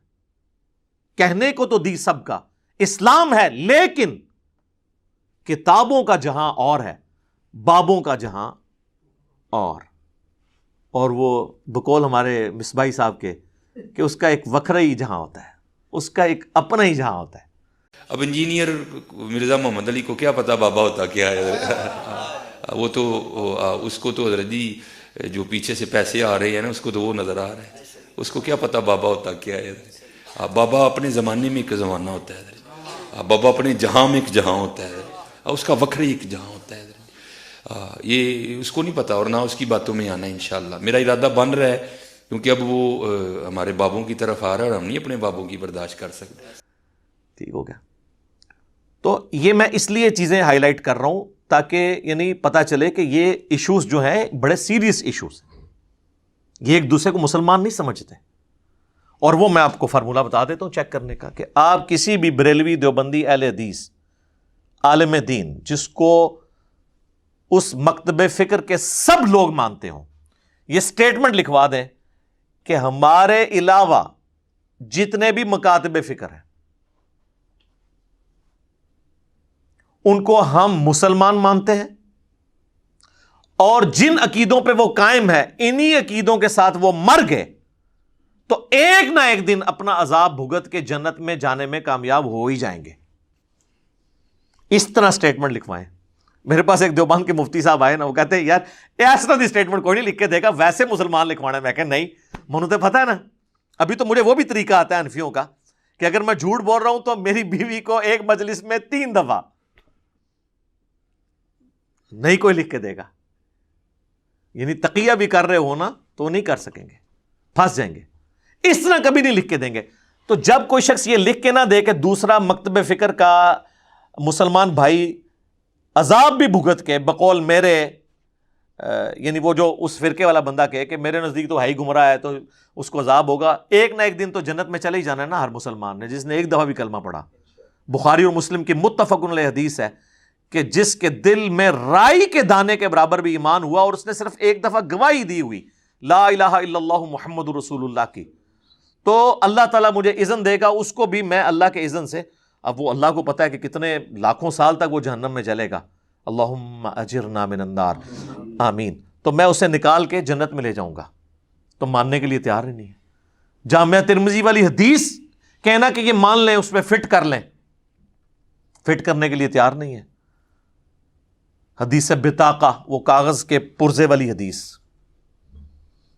کہ قیامت والے دن ایک شخص کے گناہوں کے 99 دفاتر کھولے جائیں گے حد نگاہ تک، اور دوسری طرف ایک پرچی صرف رکھی جائے گی جس پہ کلمہ لکھا ہوگا، اور وہ پرچی بھاری ہو جائے گی، اسے جنت کا حکم ہو جائے گا۔ تو وہ جناب کلمے کی طاقت ہے، یہ بھی ماننے کے لیے تیار نہیں ہوں گے۔ یہ لوگ نہیں ایک دوسرے کو ایکسیپٹ کرنے کے لیے تیار ہوتے ہیں۔ ہاں، اللہ کے محبوب صلی اللہ علیہ وآلہ وسلم کی تعلیمات تھیں ایسی کہ جس کی روشنی میں آپ دوسرے کو بینیفٹ آف ڈاؤٹ دے کے اس کے لیے جنت کا فیصلہ اللہ سے ریکویسٹ کے طور پہ کہہ سکتے ہیں۔ ٹاپ آف دا لسٹ وہ حدیث یاد کریں صحیح بخاری اور صحیح مسلم کی، یہ میں خصوصاً اہل حدیث اور دیوبند کے علماء کے لیے بیان کرنے لگا ہوں کہ آپ چونکہ بریلویوں کو مشرک سمجھتے ہیں اور وہ والا مشرک جو کافر مشرک والا حکم ہے وہ ان کے اوپر لگاتے ہیں، اس لیے ان کے لیے دعائے مغفرت نہیں کرتے۔ یہ آپ جو تقیتاً کر رہے ہیں نا، انا للہ پڑھ رہے ہیں، دعائے مغفرت کریں تو نہیں کریں گے۔ وہ آپ کو پھر بتائیں گے نہیں، وہ سورہ توبہ کے اندر آیت موجود ہے کہ اگر کسی کے بارے میں پتہ چل جائے کہ وہ مشرک ہے تو کسی نبی یا اہل ایمان کے لیے یہ چیز شائع ہی نہیں ہے کہ اس کے لیے دعائے مغفرت کرے۔ وہ پھر آپ کو یہ مسئلہ بتائیں گے۔ یہ بڑے ہوشیار ہیں، تو میں نے ان کے جو چہروں پہ میک اپ ہے اتار کے پرے پھینک دیے ہیں، گرم تولیہ ان کے اوپر پھیرا ہے، جیسے یہ فوٹو اسٹوڈیو سے باہر نکلے نا تو اب آپ کو پتہ چل جائے گا اصل میں کیا ہے۔ تو ان کے لیے میں عرض کروں کہ بخاری اور مسلم دونوں میں حدیث ہے، اور یہ حدیث میں اس لیے نہیں بیان کر رہا کہ میں لوگوں کو ابھار رہا ہوں کہ شرک بھی کرتے رہو، نہیں، ناٹ ایٹ آل۔ میں یہ کہہ رہا ہوں جو مر چکا اس کے لیے آپ دعائے مغفرت اب کریں، اللہ تعالیٰ اس کا عذر قبول کر لے، اور عین ممکن ہے نہ بھی کرے، لیکن کلمہ گو مشرک اور کافر مشرک میں فرق کرنا ضروری ہے۔ اللہ نے تو بت پرست مشرک اور اہل کتاب مشرک کا بھی فرق کر دیا ہے۔ سورۃ المائدہ میں اللہ نے اجازت دے دی ہے کہ اہل کتاب کی عورتوں کے ساتھ تم نکاح کر سکتے ہو. حالانکہ اہل کتاب کا شرک سورۃ المائدہ کے اندر سورہ نساء اور آل عمران میں کھول کھول کے اللہ نے بیان کیا ہے، لیکن فرق نہیں کیا اس اعتبار سے جو یہ لوگ کر رہے ہوتے ہیں، اور وہ ان کو ایک ہی کیٹیگری میں ڈال دیتے ہیں. اللہ تعالیٰ نے جو بت پرست مشرک ہیں ان کے ساتھ نکاح کو حرام کر دیا سورۃ البقرہ میں، اور جو اہل کتاب مشرک ہیں ان کی عورتوں کے ساتھ نکاح کو جائز قرار دے دیا. اس میں صرف ایک تفرد ہے صحیح بخاری میں عبداللہ بن عمر کا، اور وہ کہتے تھے میں تو اس سے بڑا کوئی شرک نہیں سمجھتا کہ کوئی عیسیٰ ابن مریم کو اللہ کا بیٹا کہے. تو وہ اہل کتاب کی عورتوں سے بھی نکاح کو ناجائز سمجھتے تھے، لیکن یہ ان کا تفرد ہے، اجماع صحابہ کے خلاف ہے. خود تمام مفسرین جب ان کا یہ قول نقل کرتے ہیں، حافظ ابن کثیر نے بھی نقل کیا ہے، اس کو رد کیا کہ ان کی ذاتی رائے ہے، کیونکہ اللہ کو تو پتا تھا وہ مشرک ہیں. اللہ کو چاہیے تھا قرآن میں فرق کرتا کہ جو اللہ کو ایک ماننے والے اہل کتاب ہیں اور اس کے ساتھ شرک نہ کرتے ہیں ان کی عورتوں سے نکاح جائز ہے. دوسرا اللہ نے تو کوئی فرق نہیں کیا، اللہ نے جنرل بیان کیا. تو یہ ڈفرنس ہمیں کرنا ضروری ہے، کیونکہ کسی کو تعویل کی غلطی لگ سکتی ہے. اس کی سپورٹ میں وہ حدیث ہے جو صحیح بخاری اور صحیح مسلم دونوں میں موجود ہے کہ نبی صلی اللہ علیہ وآلہ وسلم فرماتے ہیں کہ اگلے زمانوں میں ایک شخص تھا، جب اس کی موت کا وقت قریب آیا تو اس نے اپنی اولاد کو جمع کیا اور کہا کہ بتاؤ میں تمہارا کیسا باپ تھا. تو انہوں نے کہا تم بڑے اچھے باپ تھے ہمارے، بڑے اچھے طریقے سے ہماری پرورش کی. تو اس نے کہا کہ اب پھر میری ایک خواہش پوری کرو، جب میں مر جاؤں تو میری لاش کے ٹکڑے ٹکڑے کر دینا، اسے آگ لگا کر اس کی راکھ کو خشکی میں، پانی میں اور ہواؤں میں بکھیر دینا. لَإِن قَدَرَ اللَّهُ عَلَيَّ، کیونکہ اگر اللہ نے میرے پہ قدرت پا لی تو وہ مجھے ایسا عذاب دے گا جو کسی کو نہیں دیا ہوگا. بس یہ کہہ کے وہ مر گیا. اس کے پچھلوں نے یہی کیا. اللہ تعالیٰ نے ہواؤں کو، پانی کو، خشکی کو حکم دیا کہ اس کی راکھ سمیٹو، اور دوبارہ سے اسے زندہ کر لیا. اللہ نے پوچھا ہاں جی بتاؤ یہ کیوں کیا؟ اس نے کہا یا اللہ میں تو سے ڈر گیا تھا اس لیے.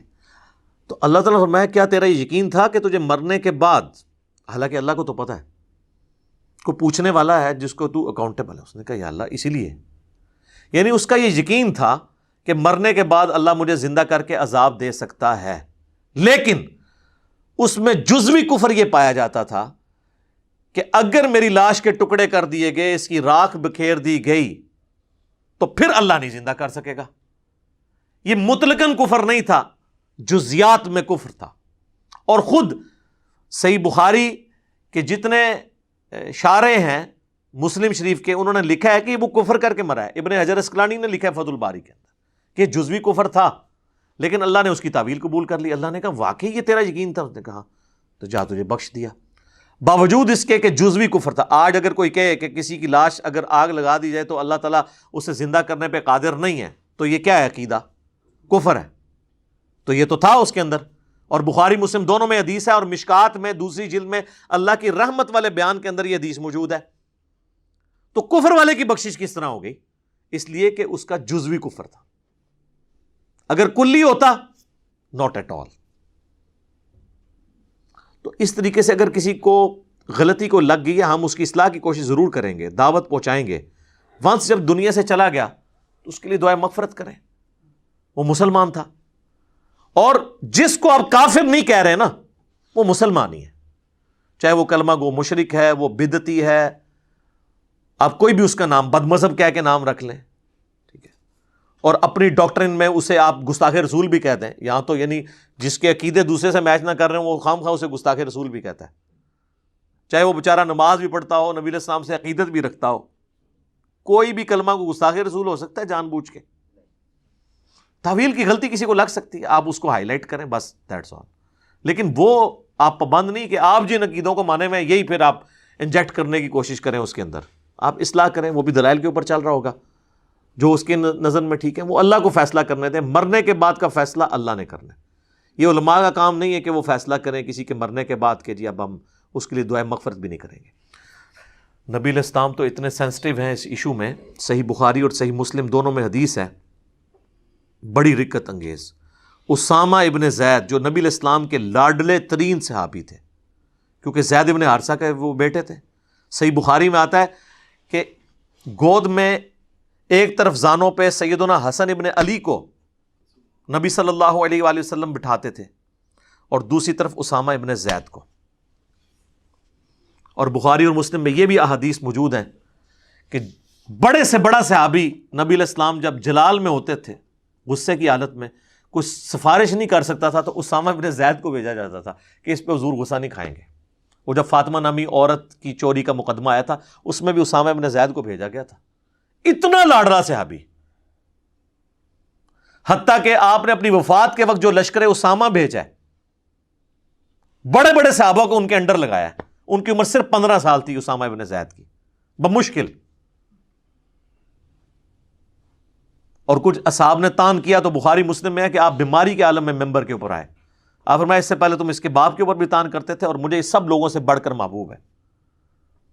اسی لیے سیدنا ابوبکر نے خلیفہ بنتے ہی پہلا کام یہ کیا کہ لشکر اسامہ کو روانہ کیا.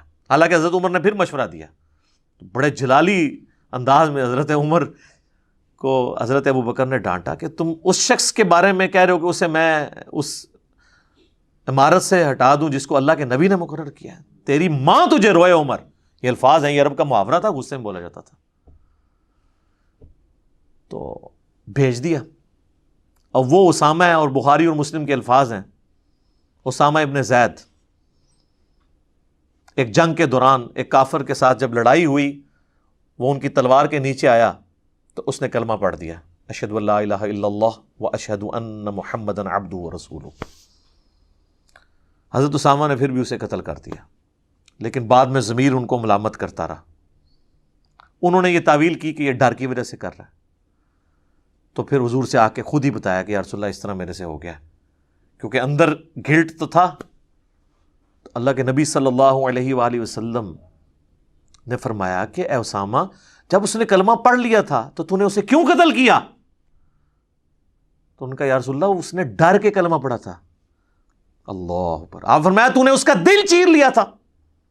پھر آپ نے کہا اسامہ تو کیا کرے گا جب قیامت والے دن وہ کلمہ پڑھتا ہوا اللہ کے حضور تیرے خلاف مقدمہ قائم کر دے گا.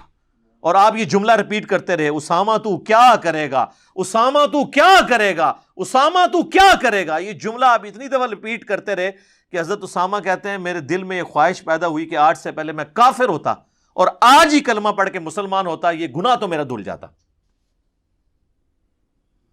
اور آپ علیہ السلام نے یعنی اعلان برات کر دیا. یہ ہے اللہ کے محبوب صلی اللہ علیہ وآلہ وسلم کی اپروچ کہ ایک بندہ جو یقیناً ہم بھی یہی سمجھتے ہیں کہ موت کے ڈر سے اس نے کلمہ پڑھا ہے، تب بھی بینیفٹ آف ڈاؤٹ دیا جا رہا ہے. اور یہاں پہ کوئی شخص آ کے کلمہ پڑھ کے بھی کہے کہ بھئی میں نے یہ غلطی نہیں کی، میرا یہ مطلب نہیں تھا. کسی نے کوئی 295C کے اوپر بات کر دیا اور وہ بھی کہہ رہا ہے کہ یار میرا کہنے کا مطلب یہ نہیں تھا، یہ تھا، ماننے کے لیے تیار ہی نہیں. کہتے چک دیو. اور یہ چک دے بھی صرف نے غریب بندے نو. جتنے بڑے سٹیٹس کے لوگ ہیں نا ان سے کہتے ہیں ہم ان سے مطالبہ کرتے ہیں اپنا بیان واپس لیں. ادھر نہیں کہتے چک دیو کیونکہ آپ چکے جاندے نے. اور کوئی غریب آدمی کر دے انہوں کہتے ہیں نہیں جی چک دیو، پیچھے سنبھال لیں گے. تو یہ آپ ذرا فرق بھی دیکھیں دونوں جگہ کیا ہوتا ہے، امیر کے اپروچ کے ساتھ اور غریب. اور اللہ کے فضل سے آج تک کسی عالم دین کا بیٹا کسی گستاخ کو مار کے غازی نہیں بنا. اور اس سے بڑی بات الحمدللہ آج تک کوئی عالم دین خود بھی غازی نہیں بنا. لوگوں کے بچوں کو غازی بنواتے ہیں کیونکہ انہوں نے تو پیچھے رہنا ہوتا ہے پھر. تو یہ تلخ حقائق ہیں، یعنی اس سے آپ صرف نظر نہیں کر سکتے. تو میں آپ کو بتا رہا ہوں کہ ایٹیچیوڈ کیا تھا نبی صلی اللہ علیہ وآلہ وسلم کا. اس کے بعد آپ کی تربیت کا اثر آپ دیکھ لیں. صحیح بخاری کے اندر عبداللہ بن عمر کا قول موجود ہے کہ عبداللہ بن عمر رضی اللہ تعالیٰ عنہ خوارج کو بدترین مخلوق شمار کرتے تھے کیونکہ وہ کافروں والی آیات مسلمانوں پر یعنی صحابہ پر لگاتے تھے. پچھلے دنوں میری اس کے اوپر ویڈیو بھی ریکارڈ ہوئی ہے خوارج کے اوپر. لیکن دوسری طرف ٹالرنس کا یہ لیول تھا کہ سنن الکبری البیہقی میں صحیح سند کے ساتھ موجود ہے کہ عبداللہ بن عمر، وہی عبداللہ بن عمر جو ان کو بدترین مخلوق سمجھتے تھے، وہ ان کے سلام کا جواب بھی، خوارج کے سلام کا جواب بھی دیتے تھے اور ان کی اذان کا جواب بھی دیتے تھے، یعنی نماز بھی ان کے پیچھے پڑھنے کے قائل تھے. اور وہ فرمایا کرتے تھے کہ جب تک خوارج کی مساجد سے حی علی الصلاۃ حی علی الفلاح کی آواز آئے گی، ہم ان کے اذان کا بھی جواب دیں گے، ان کے سلام کا بھی جواب دیں گے، اور جب یہ ہمیں کہیں گے کہ ہم اپنے مسلمان بھائیوں کو قتل کریں پھر ہم ان سے الگ ہو جائیں گے، اس میں ہم ان کا ساتھ نہیں دیں گے. یہ ہے ایٹیچیوڈ کا فرق. اس سے بھی بڑھ کر مولا علی رضی اللہ تعالیٰ عنہ علیہ السلام، المصنف ابن ابی شیبہ میں آتا ہے مولا علی کو کتنا دکھ پہنچا خوارج کی وجہ سے. یعنی ان کی جمعیت کمزور ہوئی، ورنہ جنگ صفین میں فیصلہ ہو جانا تھا اور دوبارہ سے خلافت راشدہ اس ڈگر پہ چل پڑتی. لیکن پھر بھی خوارج حضرت علی کو کافر بھی ڈکلیئر کر رہے ہیں. پورا مناظرہ سنن نسائی الکبریٰ کے اندر موجود ہے خوارج کے ساتھ، عبداللہ بن عباس کو جو مولا علی نے بھیجا تھا. اس کے باوجود سیدنا علی سے جب پوچھا گیا کہ خوارج کیا کافر ہیں، انہوں نے کہا کافر تو نہیں ہے، بلکہ وہ تو اپنے زوم میں کفر ہی سے تو بھاگے ہیں، کفر و شرک سے. وہ یہ سمجھ رہے ہیں کہ میں کافر ہو گیا ہوں اس لیے مجھے چھوڑ گئے. تو پوچھا گیا پھر منافق ہے؟ ان کا منافق تو نہیں ہے، کیونکہ قرآن تو کہتا ہے کہ منافق تو اللہ کا ذکر نہیں کرتے ہیں مگر بڑا قلیل، بوجھل دل کے ساتھ. تو یہ تو بڑی بڑی لمبی نمازیں پڑھتے ہیں. تو ان کا پھر اگر کافر بھی نہیں منافق بھی نہیں تو تیسری کیٹیگری تو مسلمانوں کی بچتی ہے نا. تو ان کا پھر یہ کیا ہے؟ انہوں نے کہا یہ ایک قوم ہے جنہوں نے ہم سے بغاوت کی ہے، یعنی ہم میں سے ہی نکلی ہوئی ایک قوم ہے، بغاوت کی ہے. سیدنا علی جو ڈائریکٹ افیکٹی تھے، انہوں نے خوارج کو نہ کافر کہا، نہ مشرک کہا، نہ منافق کہا، بلکہ کہا ایک باغی قوم ہے. اور اسی پہ میرا یہ موقف ہے کہ انہوں نے ان کو مسلمان کے طور پہ ٹریٹ کیا ہے، کیونکہ اسلام میں 3 ہی کیٹیگریز ہیں سورۃ البقرہ کے شروع میں. یا انسان کافر ہوگا، یا مشرک ہوگا، اسی کیٹیگری میں کافر و مشرک، دوسری کیٹیگری منافق، اور تیسری مسلم ہے. چوتھی تو کوئی کیٹیگری نہیں. اور جب مولا علی کہہ رہے ہیں نا وہ کافر و مشرک بھی نہیں منافق بھی نہیں، تو ظاہر ہے ان کو مسلمان ہی سمجھ رہے. تو یہ ایٹیچیوڈ تھا خلفائے راشدین کا، جن کی پیروی کا ہمیں حکم ہے. علیکم بسنتی و سنت الخلفاء الراشدین المہدیین. اسی طریقے سے آپ دیکھ لیں صحیح بخاری میں 695 نمبر حدیث ہے، جس کے اوپر باب کی ہیڈنگ میں امام بخاری نے باب باندھا ہے باغی اور بدعتی کے پیچھے نماز کا حکم. اور حسن بصری کا قول لے کر آئے ہیں کہ بدعتی کے پیچھے نماز پڑھ لو، اس کی بدعت کا وبال اسی پر ہوگا. اور پھر حدیث لے کے آئے کہ جب سیدنا عثمان خلیفہ راشد کو محصور کر دیا گیا ان کے اپنے گھر کے اندر، وہ مسجد میں جا کے نماز بھی نہیں پڑھ سکتے تھے، تو کچھ اصحاب حاضر ہوئے اور انہوں نے عرض کیا کہ مسجد میں باغیوں کا قبضہ ہے، جو بلوائی ہیں، بلوا کرنے والے، موب، اور ہمارے امام تو آپ ہیں اور فتنے کا امام مسجد میں نماز پڑھا رہا ہے. ہمیں خطرہ ہے ہم گناہ میں نہ مبتلا ہو جائیں اس کے پیچھے نماز پڑھ کے، آپ ہمیں کیا حکم دیتے ہیں؟ تو انہوں نے کہا کہ نیکی کے کاموں میں ان کا ساتھ دو، مسلمانوں میں نماز ہی تو ایک نیکی کا کام ہے، اس میں ان کا ساتھ دو اور برائی میں ان سے الگ رہو. یعنی سیدنا عثمان کی خلافت جن کی وجہ سے سٹیک پہ لگی ہوئی اور ان کی جان بھی سٹیک پہ لگی ہوئی، ان کے بارے میں بھی ان کا یہ ذہن ہے کہ وہ کہتے ہیں نہیں نماز ان کے پیچھے پڑھو. اچھا، اس سے یہ بھی پتہ چل گیا کہ حضرت عثمان اپنے وہ جو بلوائی تھے ان کو کافر اور منافق نہیں سمجھتے تھے، مسلمان ہی سمجھتے تھے. یہ کہتے ہیں نا وہ جو کوئی ایک یہودی پارٹی تھی جس نے حملہ کر دیا تھا، ٹھیک ہے، صرف آل امیہ کو بچانے کے لیے عبداللہ ابن سبا کا ڈھونگرے چاہتے ہیں. عبداللہ بن سبا کا جو کریکٹر ہے وہ بعد میں آیا جسے مولا علی نے قتل کروایا، تو پھر یہ بات اور طرف چلی جائے گی. تو میں ایک ضمناً چیز عرض کر رہا ہوں کہ سیدنا عثمان کا ایٹیچیوڈ کیا تھا کہ انہوں نے ٹالریٹ کیا اپنے مخالفین کے بارے میں بھی. تو آج بھی بریلوی، دیوبندی، اہل حدیث، اہل تشیع ایک دوسرے کے بارے میں ٹالریٹ کریں، ایک دوسرے کے پیچھے نماز پڑھیں، ایک دوسرے کی تکفیر نہ کریں، علمی اختلاف اپنی جگہ رکھیں. لیکن یہ کوئی ایٹیچیوڈ نہیں ہے کہ ایک بندہ مرا ہے تو آپ صرف انا للہ پڑھ رہے ہیں، اس کے لیے دعائے مغفرت نہیں کر رہے ہیں، اور آپ تقیہ کر رہے ہیں، توریہ کر رہے ہیں. ہمیں تو سمجھ آ رہی ہے کہ آپ لوگ کیا کر رہے ہیں. وہ جان بوجھ کے ایسا کر رہے ہیں کہ تاکہ اپنی پبلک نہ ان کو یعنی پکڑے، کیونکہ اپنی پبلک تو پھر پکڑے گی، یہ تو مشرک تھا. اور یہ میں صرف اہل حدیث کو سنگل آؤٹ نہیں کر رہا یا دیوبند کو، یہ حال بریلویوں کا بھی ہے. یہ نہ سمجھیں کہ وہ مطلب ان کو بہت اچھا سمجھتے ہیں، وہ تو ان کو شیطان کا سینگ سمجھتے ہیں، سیدھی سی بات ہے، وہ تو کوئی ٹالریٹ کرنے کے لیے تیار ہی نہیں۔ آپ حسام الحرمین پڑھ کے دیکھ لیں اعلیٰ حضرت کی، چوتھا فرقہ وہابیہ شیطانیہ، جو شیطان لعین ابلیس کے پیروکار ہیں، جس طرح کے روافض شیطان عطاق کے پیروکار ہیں، یہ انہوں نے لکھا ہے۔ بڑے یعنی سخت سخت الفاظ ہیں، تو کوئی ٹالریٹ کرنے کے لیے تیار نہیں ہوتے۔ پھر آپ دیکھ لیں کہ انہوں نے ان کے جو ملفوظات ہیں وہ بھی شرف اس جہلم شہر کو ہی حاصل ہے، یہیں سے چھپے ہوئے ہیں ملفوظات شریف۔ ویسے اعلیٰ حضرت .net ویب سائٹ پہ بھی رکھے ہوئے ہیں، انڈیا کے چھپے ہوئے، پاکستان میں جو ہے وہ بک کارنر جہلم نے پرنٹ کیے ہیں۔ اور میں آپ کو بتا دوں، وہ جو بک کارنر جہلم والے ملفوظات ہیں نا، اس کے بعد جو اعلیٰ حضرت کے مزار کی تصویر ہے نا، وہ میں نے ان کو گفٹ کی تھی، کیونکہ میں اس وقت بریلوی تھا۔ ہاں جی، تو وہ تصویر ان کے آنر نے مجھے کہا کہ اس طرح ملفوظات شریف چھپوا رہے ہیں۔ میں نے کہا تو بہت نیکی کا کام آپ کر رہے ہیں۔ تو میں نے کہا بار آپ مزار کی تصویر لگائیں، وہ اس وقت نئی نئی جو ہے نا وہ چھپ کے آئی تھی، دعوت اسلامی والوں نے چھاپی تھی، بڑی خوبصورت۔ تو میں نے فریم کا، وہ ویسے فریم ابھی بھی میرے گھر موجود ہے، میں آپ کو دکھا بھی سکتا ہوں۔ وہ فریم میں نے دیا تو اس کی انہوں نے پکچر کھینچ کے تو اس کو اس پہ ڈسپلے کیا، آپ جا کے بک کارنر والوں سے تصدیق بھی کر سکتے ہیں۔ تو وہ جو مزار اعلیٰ حضرت کی تصویر ہے، اس میں آپ نے دیکھ لیں، انہوں نے تو جب پوچھا گیا وہابیوں کی اذان کے بارے میں، تو جو ان کے کومنٹس ہیں، انہوں نے کہا ان کی مسجد تو گھر کے مانند ہے، یہ تو مساجد ہے ہی نہیں ہے، ان کی تو اذان ہی نہیں ہے، ان کی نماز بھی نماز نہیں ہے۔ اور ایون انہوں نے کہا کہ جی یہ مطلب اہل کتاب کا ذبیحہ حلال ہے، ان کا ذبیحہ بھی حلال نہیں ہے جی۔ تو اسی کی پریکٹیکل اپلیکیشن آپ کو وہ پچھلے دنوں نظر آ گئی تھی، وہ جب خادم رضوی صاحب کی ایک جو ہے وہ ویڈیو غلطی سے ریکارڈ ہو کے منظر عام پہ آ گئی۔ کہنا انہاں بڑیاں دے اخلاص منگو تو بڑے بڑے لوگ ان گداواں نو خیر پا ہی دیں گے۔ چلو جی چلیے، او بھابیاں دی اذان اے تے گڑا دے اے تے سور دے سور چل چلیے۔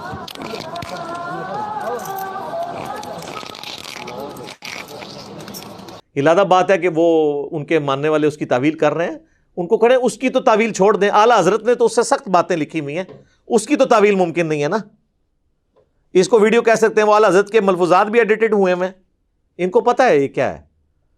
تو وہ کوئی نہیں ہے، وہ بالکل اپنے کانٹیکسٹ کے ساتھ وہی بات انہوں نے کی ہے۔ ظاہر ہے کہ وہ، اور میں اس میں اہل حدیث تو فوراً دفاع پہ سامنے آ گئے نا کہ جی ہمیں انہوں نے وہ خنزیر والا ٹائٹل دیا ہے۔ ویسے وہ جب بول رہے تھے نا تو وہ اہل حدیث کو نہیں کہہ رہے تھے، وہ مزار قائد پہ، مزار اقبال پہ بیٹھے ہوئے تھے، اور جو بادشاہی مسجد ہے نا وہ دیوبندیوں کے انڈر ہے۔ تو ذرا تھوڑے سے محتاط ہو جائیں کہ بریلوی جو ہیں وہ دیوبند اور اہل حدیث دونوں کو ہی وہابی کہتے ہیں۔ تو اہل حدیث خواہ جو ہے وہ سیکھ پاؤ کے کلپ ریکارڈ کرا رہے ہیں، بیسیکلی تو دیوبندیوں کو کلپ ریکارڈ کروانے چاہیے۔ اچھا دیوبندیوں نے بھی کرائے ہیں، کیونکہ ان کو پتا چل گیا تھا کہ ہمیں کہا گیا، اہل حدیث کو نہیں انہوں نے کہا تھا، وہ دونوں کے ہی، اہل حدیث کو تو اس سے بھی وہ آگے کی ورژن سمجھتے ہیں نا، لیکن وہ جو کہہ رہے تھے نا یہ وہابیاں دی اذان ہے، تو وہ اذان ہو رہی تھی بادشاہی مسجد میں، اور بادشاہی مسجد اہل حدیث کے انڈر نہیں ہے، وہ دیوبندیوں کے انڈر ہے، تو وہ وہابی ان کو کہہ رہے تھے۔ اعلیٰ حضرت بھی دیوبندیوں کو وہابی کہتے ہیں، ایون بہار شریعت میں بھی اہل حدیث کو وہابی کہا گیا، ٹھیک ہے نا، ان کو پیور وہابی اور دیوبندیوں کو گلابی وہابی۔ وہ آپ بہار شریعت کا مقدمہ پڑھ کے دیکھ لیں، وہ ٹاپک کہیں اور چلا جائے گا پھر۔ تو میرے پاس تو بہت کچھ کہنے کو ہے، ظاہر ہے میری تو اپنی پوری زندگی کے سمجھ لیں ابھی 43 ایئرس ایج ہے، تو 31 ایئرس تو میرے بریلویت میں گزرے ہیں، 10 سال میں سبز پگڑی بھی باندھتا رہوں، دعوت اسلامی میں بھی رہوں۔ تو میں نے یہ حسام الحرمین اپنی داڑھی مچھ نکلنے سے پہلے کی پڑھی ہوئی ہے، مجھے پتہ ہے اس میں کیا کچھ لکھا ہے۔ انہوں نے 1905 میں حسام الحرمین احمد بریلوی صاحب نے لکھی، اور اس میں علماء دیوبند، 4 علماء دیوبند پہ اور 5ویں غلام احمد قادیانی دجال کے اوپر انہوں نے کفر کے فتوے لگائے، اور اسے کنکلوڈ کرتے انہوں نے لکھا کہ ان کے کفر کے اوپر اجماع ہے، اور یہ بالاتفاق مرتد ہیں، یعنی واجب القتل، اور ان کے کفر میں شک کرنے والا بھی کافر، یعنی سارے دیوبندی جو اپنے ان سارے بزرگوں کو انکلوڈنگ اشرف علی تھانوی صاحب ان پہ بھی فتویٰ تھا، وہ تو رحمۃ اللہ علیہ کہتے ہیں، تو یہ کروڑوں دیوبندیوں کو کافر ڈکلیئر کر دیا، اور کتاب کا نام رکھا حسام الحرمین. یہ لفظ ہے حسام الحرمین، حرمین کی تلوار. اور علماء عرب سے اس وقت کے جو صوفی تھے فتوے بھی لے لیے، انہوں نے پھر 26 سوال لکھ کے یہاں بھیجے. تو یہاں دیوبند کے جو اس وقت بہت بڑے شیخ الحدیث تھے، خلیل احمد سہارنپوری، جو شیخ زکریا کاندھلوی فضائل اعمال والے کے پیر و مرشد ہیں، انہوں نے فضائل اعمال میں ان کے حوالے بھی دیے ہیں. انہوں نے اس 26 سوالات کے جوابات دیے حسام الحرمین کے اگینسٹ، اور اس کتاب کا نام رکھا المہند علی المفند، ہند کی تلوار ایک سٹھیائے ہوئے پاگل بابے کے اوپر. اور پاگل بابا کسے کہا؟ احمد رضا بریلوی صاحب کو. اور اس میں انہوں نے لکھا کہ احمد رضا بریلوی اور ان کی پوری جماعت ایک شیطانی لشکر ہے جو ہمارے علماء دیوبند رضی اللہ عنہم پر حملہ آور ہوئی ہے، جس طرح کے شیاطین حملہ آور ہوتے تھے انبیاء کے اوپر. 14ویں صدی کے علماء کو انہوں نے رضی اللہ عنہم اور ان کو مطلب کس لیول کے اوپر جا کے ٹریٹ کیا ہے کہ انبیاء پہ جیسے شیاطین حملہ آور ہوتے تھے نا. تو اس کا مطلب یہ ہے کہ دیوبندیوں نے المہند کے اندر بریلویوں کی پوری جماعت کو شیطانی لشکر ڈکلیئر کر دیا، کروڑوں لوگوں کو. تو مجھے بتائیں جن کے بزرگ اتنی بڑی بڑی دراڑیں ڈال کے گئے ہوں، تو اب وہ ایک پلیٹ فارم پہ کیسے اکٹھے ہوں؟ مجھے لوگ کہتے ہیں نا اتحاد امت. اتحاد امت اس وقت ہوگا جب آپ بابوں سے دستبردار ہوں گے، بابے بھی سلامت رہیں اور اتحاد امت بھی ہو جائے. ایسا ہو نہیں سکتا، یہ پاسبل نہیں ہے. وہ طارق جمیل صاحب کا فارمولہ ہے نا جی، اپنا چھوڑو نہ کسی کا چھیڑو نہ. نہیں، اس کو الٹ کریں، اپنا پہلے چھوڑو اور باقیوں کو بھی چھیڑ کے دیکھو، ان کے پاس بھی کوئی حق موجود ہے. اور قرآن سپورٹ کرتا ہے، فَتَقَطَّعُوا أَمْرَهُمْ بَيْنَهُمْ زُبُرًا كُلُّ حِزْبٍ بِمَا لَدَيْهِمْ فَرِحُونَ. ہر گروہ اس کے اوپر خوش ہے جو اس کے پاس ہے، کہ میرے پاس تو یہ حق موجود ہے، چلو باقی جگہ کوئی باطل ہوا بھی تو خیر. انبیاء کے جانے کے بعد فَتَقَطَّعُوا أَمْرَهُمْ بَيْنَهُمْ زُبُرًا، انبیاء کے جانے کے بعد ان کے ماننے والوں نے دین کو پارا پارا کر دیا. کل حزب بما لدیہم فرحون، ہر گروہ اس کے اوپر خوش ہے جو اس کے پاس ہے. بریلوی خوش ہیں جی ہمارے پاس عشق رسول ہے، دیوبندی کہتے ہیں جی ہمارے پاس جو ہے عظمت صحابہ ہے، اہل حدیث کہتے ہیں جی ہاں توحید تو ہم نے پکڑی ہوئی ہے، شیعہ کہتے ہیں جی اہل بیت کا تو ہم ہی دفاع کرتے ہیں، اور سارے اپنی اپنی جگہ پہ خوش ہیں اور باقی ساری چیزوں کے اوپر کمپرومائز کیے ہوئے ہیں. تو یہ کبھی بھی ایک دوسرے کے لیے دعا نہیں کریں گے، کیونکہ ان کے بزرگوں نے جتنی بڑی دراڑیں ڈال دی ہیں وہ اب فل نہیں ہو سکتی ہیں جب تک کہ بزرگوں سے دستبردار ہو کے ہم کتاب و سنت کو بنیاد نہ مان لیں. یہ ساری باتیں میں یعنی اس موقع کے اوپر اس لیے ضروری سمجھ رہا تھا، مجھے پتہ ہے کہ یہ کلپ کئی لوگ دیکھیں گے تو ہمارا درد بھی ان تک پہنچے کہ خادم رضوی صاحب کے مشن کو آپ آگے لے کے چلیں. ان کا جو مشن ہے اس حوالے سے ان کے اپنے ماننے والے تو کم از کم لے کے چلیں کہ اپنے گھر کی تو صفائی کریں. اور اگر آپ کہیں گے کہ یہ اپنے گھر کی صفائی ہم نے نہیں کرنی اور ہم نے دوسرا کوئی گستاخ ہوگا اس کے بارے میں ہم نے باتیں کرنی ہے، تو سر پھر یہ آپ کی ڈاکٹرن کون قبول کرے گا؟ یہ تو ڈاکٹرن آپ کی قبول نہیں ہو سکتی. اور یہ ہم بالکل کسی کو چھیڑنے کے لیے یہ باتیں نہیں کر رہے ہوتے، پورے اخلاص کے ساتھ یہ باتیں کر رہے ہوتے ہیں. اس کو کوئی یہ نہ سمجھے کہ مجھے موقع ملا تو میں نے پھر جو ہے وہ ان کے ساتھ یہ والا معاملہ کر دیا.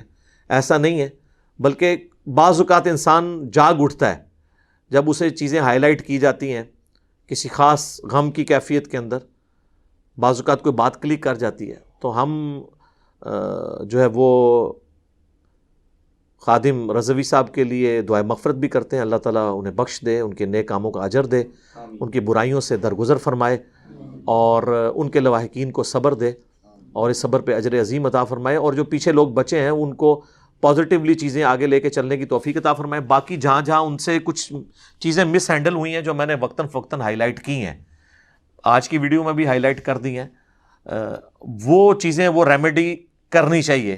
اس کے اندر امپرومنٹ والا جو معاملہ ہے وہ مسلسل جاری رکھیں. ظاہر ہے کوئی بھی شخص پرفیکٹ نہیں ہوتا، تو میں نے کچھ چیزیں ہائی لائٹ کی ہیں. تو ہم باقی ملکوں کے جو گستاخانہ خاکے ہیں ان کو تو ہم کنڈیم ضرور کریں گے، لیکن جو ہمارے اپنے اختیار کے اندر ہے ہم وہاں پہ تو چیزوں کو ایڈریس کر سکتے ہیں. اور باقی میں نے جو ہے وہ یہ پشاور انسیڈنٹ جو ہوا تھا، جو ایک گستاخ رسول کو ایک بچے نے قتل کیا تھا، اس کے اوپر میں نے کاؤنٹر نیریٹو بھی سامنے رکھا تھا کہ 295C کے حوالے سے کہ ہمیں اس شک کے ساتھ کوئی یعنی اختلاف نہیں ہے. اصل چیز یہ ہے کہ اگر کسی کے اوپر لگانے لگے ہیں تو ایک دفعہ اس کے اوپر توبہ پیش کریں, جو آپ خود بھی کرتے ہیں کہ جب کوئی بڑا کوئی وزیر کوئی لیڈر بات کرتا ہے تو آپ کہتے ہیں توبہ کرے بیان واپس لے, اور غریب آدمی کا کہتے ہیں چوک دیو. تو توبہ کی شک 295C میں آنی چاہیے. اگر کسی سے غلطی سے ہو گیا تو کوئی بھی یہ جان بوجھ کے نہیں کر رہا ہوتا, توبہ کر لے. یہ کہتے ہیں نہیں جی توبہ قابل قبول ہی نہیں ہے. تو اس میں مجھے اختلاف ہے, اس کے اوپر میں نے کئی دفعہ گفتگو کی ہے, وہ اپنی جگہ موجود ہے, آپ دیکھ سکتے ہیں. تو توبہ والا معاملہ رکھنا چاہیے. آپ خود بھی ہمارے sitting prime minister Imran Khan صاحب کے اوپر کئی دفعہ گستاخی کا فتویٰ لگایا اور ہمیشہ یہ کہا کہ وہ توبہ کرے. لفظ ذلیل کے اوپر بھی میری بھی ویڈیو آئی تھی, تو میں نے اس میں بھی کہا تھا کہ اس سے توبہ آپ ڈیمانڈ کر رہے ہیں. باقی غریب آدمی جو ہوتا ہے آپ اس کو اٹھا دیتے ہیں, اس پہ 295C لگا دیتے ہیں. تو سب سے توبہ ہی ڈیمانڈ کیا کریں. ہاں جب کوئی عادی مجرم بن جاتا ہے اور وہ توبہ پہ آمادہ نہیں ہوتا, وہ تو فساد فی الارض آتا ہے, تو وہ 295C کی سزا تو میں قرآن سے سورۃ المائدہ کی آیت نمبر 32-33 میں جو آیت محاربہ کے حوالے سے سزا آئی ہے اس کے تحت ہم اس کو واجب القتل سمجھتے ہیں. مجھے کوئی اس میں آر نہیں ہے, اور نہ ہمیں اپنے عشق رسول کا سرٹیفکیٹ کسی سے لینا ہے. ہاں الحمدللہ جس نے سرٹیفکیٹ لینا ہے ہم سے آگے ضرور لے لیں. جس کو زیادہ شوق ہے نا سرٹیفکیٹ دینے کا, تو وہ پھر اس کو ہم یہ کہیں گے ہم سے آ کے لے. ویسے اگر کوئی کسی کو نہیں ہے تو کوئی ٹھیکیدار نہیں ہے اس کا. ہر مسلمان جو ہے وہ محبت رسول رکھتا ہے. لیکن وہ لوگ جو دوسروں کی عبارتوں کو تو گستاخانہ کہتے تھے, اپنی عبارتیں نکلی تو وہ امتحان میں ہی آگے فیل ہو گئے. تو اب سرٹیفکیٹ تو ہم سے چاہیے نا. پھر کل تک اشرف علی رسول اللہ تھانوی تو یہ کلمات کفر تھے, بالکل ہم بھی کہتے ہیں. جب چشتی رسول اللہ نکلا تو معرفت کی بات بن گئی ہے. کل تک یہ تو ہو گیا اسپیسیفکلی بریلویوں کے حوالے سے. اب دیوبند کے حوالے سے, کل تک دیوبند والے تو کہتے تھے قبروں سے مانگنا شرک ہے. جب ہم نے ان کے بزرگوں کے قبر پرستی کے واقعات نکالے, میرا یوٹیوب پہ کلپ بھی ہے علماء ماموں کیسے بناتے ہیں, وہ آپ دیکھیں کہ قاسم نانوتوی صاحب مرنے کے 6 سال کے بعد قبر سے نکل کے دیوبند کے 2 مولویوں کی صلح کرا کے دوبارہ واپس چلے گئے, خواب میں نہیں بیداری میں. اور کئی ایک شرکیہ واقعات جب میں نے ان کے نکالے, تو پھر امتحان تو اسی وقت آتا ہے نا جب آپ کی غلطی نکلے. ویسے تو آپ کو ہر چیز توحید نظر آ رہی ہوتی ہے, اور دوسرے کی شرک. اہل حدیث پہ برا وقت آیا کہ اہل حدیث کہتے ہیں دیکھیں جی ہمارا تو ہر مسئلہ جی سیدھا سیدھا قرآن حدیث سے ثابت ہوتا ہے. ہم نے کہا جی سیدھا سیدھا آل امیہ کی بدماشیاں بخاری مسلم میں لکھی ہیں, اور مولا علی کا دفاع جنگ جمل صفین نہروان کے اوپر جب میں نے کیا ان کتابوں سے, ٹھوس ہو گئے. اب تو وہ مطلب حدیثوں سے ہی لانے برات کر رہے ہیں. وہ کہہ رہے ہیں نہیں بس حدیث جو ہے نا وہ لکھی رہنے دو, اور تھوڑی حدیثیں بیان کرنے والی. تو سر بریلوی بھی تو یہی کہتے ہیں کہ قرآن میں صرف یہی آیت رہ گئی ہے قل انما انا بشر مثلکم وما ارسلناک الا رحمۃ للعالمین, نہیں ہے بیان کرنے کے لیے. قل ان کنتم تحبون اللہ فاتبعونی یحببکم اللہ, نہیں ہے بیان کرنے کے لیے. انا ارسلناک شاہدا ومبشرا ونذیرا وداعیا الی اللہ باذنی وسراجا منیرا, بیان کرنے کے لیے نہیں ہے. مڑ مڑ ہی پڑھ دو, کہتے نہیں عقیدہ ہے. تو سر یہ بھی تو عقیدہ ہے. صحیح مسلم میں حدیث ہے 240, علی سے محبت نہیں رکھے گا مگر مؤمن, علی سے بغض نہیں رکھے گا مگر منافق. یہ عقیدہ ہے. علی کی محبت اور علی کے دشمنوں کی محبت ایک دل میں جمع نہیں ہو سکتی. اور یہ دشمن بھی وہ والے دشمن جو توبہ کیے بغیر مر گئے. جنہوں نے توبہ کر لی, جس طرح اصحاب جمل ہیں, ان کا معاملہ الگ ہے. میں ان کی بات کر رہا ہوں جنہوں نے توبہ نہیں کی ہے. تو کیسے دونوں جمع ہو سکتی ہیں؟ تو جب اہل حدیث پہ امتحان آیا تو اب وہ حدیثوں سے ہی دستبردار, وہ دیکھیں جی عوام کے سامنے نہیں ہوتی ہیں. تو میں نے ان کو بتایا کہ امام مسلم نے مقدمے میں لکھا ہے کہ میں عوام الناس کے لیے مسلم شریف لکھ رہا ہوں, اور کئی جو سخت حدیثیں ہیں وہ ہے ہی مسلم شریف میں جو آپ کو چبھتی ہیں, ویسے بخاری میں بھی ہیں. ٹھیک ہے, تو میں وقتاً فوقتاً اس کو ہائی لائٹ کرتا رہتا ہوں. پچھلے دنوں میں میری ایک ویڈیو ریکارڈ ہو گئی ہے, تو وہ آپ دیکھ لیں. اس میں میں نے کئی ایک معاملات کے اندر طبیعت صاف کی ہے. تو بار بار کربلا کا ذکر کرنے سے پھر آپ چڑھتے ہیں, کیونکہ آپ کو کربلا بری لگتی ہے, اور ہمیں کربلا ہی جس کو سمجھ آئی اسی کو دین سمجھ آئے گا. ٹھیک ہے, تو میرا خیال ہے پھر ہمیں اپنے 5B کا بھی تعارف کروانا چاہیے نا جی اینڈ کے اوپر. 5B ریسرچ پیپر میں نے لکھا ہے جی, واقعہ کربلا کا حقیقی پس منظر 72 صحیح الاسناد احادیث کی روشنی میں, جس میں 200 روایتیں میں نے اہل سنت کی کتابوں سے اکثر بخاری مسلم سے جمع کی ہیں.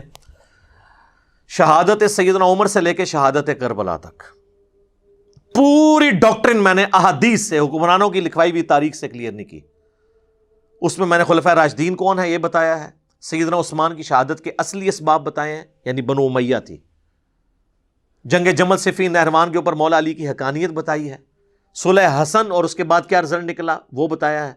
سیدنا حسین کی شہادت جو ہوئی، یزید جو ولی عہد بنا، کوئی ٹاپک نہیں چھوڑا. وہ فری ڈاؤن لوڈ کریں، عربی میں بھی، اردو میں بھی، ہندی میں بھی، انگلش میں بھی. ہماری ویب سائٹ ahlsunnatpak.com پہ ریسرچ پیپرز والے پورشن میں 5B ڈاؤن لوڈ کریں اور پڑھیں اس کو. اور اگر ہارڈ کاپی منگوانی ہے تو وہ آپ کو مفت ملے گی انشاءاللہ تعالی. ہارڈ کاپی اس کی بھی، اور ساتھ اس کے 8 ریسرچ پیپرز اور ہیں، ٹوٹل 9 ریسرچ پیپرز اور 3 اذکار کارڈ. یہ 12 کا پیکج آپ کے گھر فری آئے گا. صرف TCS کا آپ کو 300 روپیہ خرچہ دینا ہے. صبح 9 سے شام 5 بجے تک نمازوں کے اوقات کے علاوہ آپ کال کریں 032159000162. اس پہ آپ کال کریں، یہ آپ کو پورا پروسیجر بھیج دیں گے. صرف ٹیکسٹ میسج کریں، واٹس ایپ میسیجز انٹرٹین نہیں ہوتے. تو انشاءاللہ یہ آپ کے گھر ریسرچ پیپر سارے آ جائیں گے. کربلا والا ریسرچ پیپر بھی آ جائے گا، تو آپ کو حقائق پتہ چل جائیں گے. تو میں بتا رہا تھا کہ جب آپ کے مفادات کے اوپر ضرب پڑتی ہے نا، یا پنجابی میں ایک محاورہ ہے کہ دم پہ پاؤں آتا ہے، پوچھلتے پیر کہتے ہیں ویسے، تو پھر پتہ چلتا ہے کہ آپ کو کتنی اپنی ڈاکٹرن سے محبت ہے.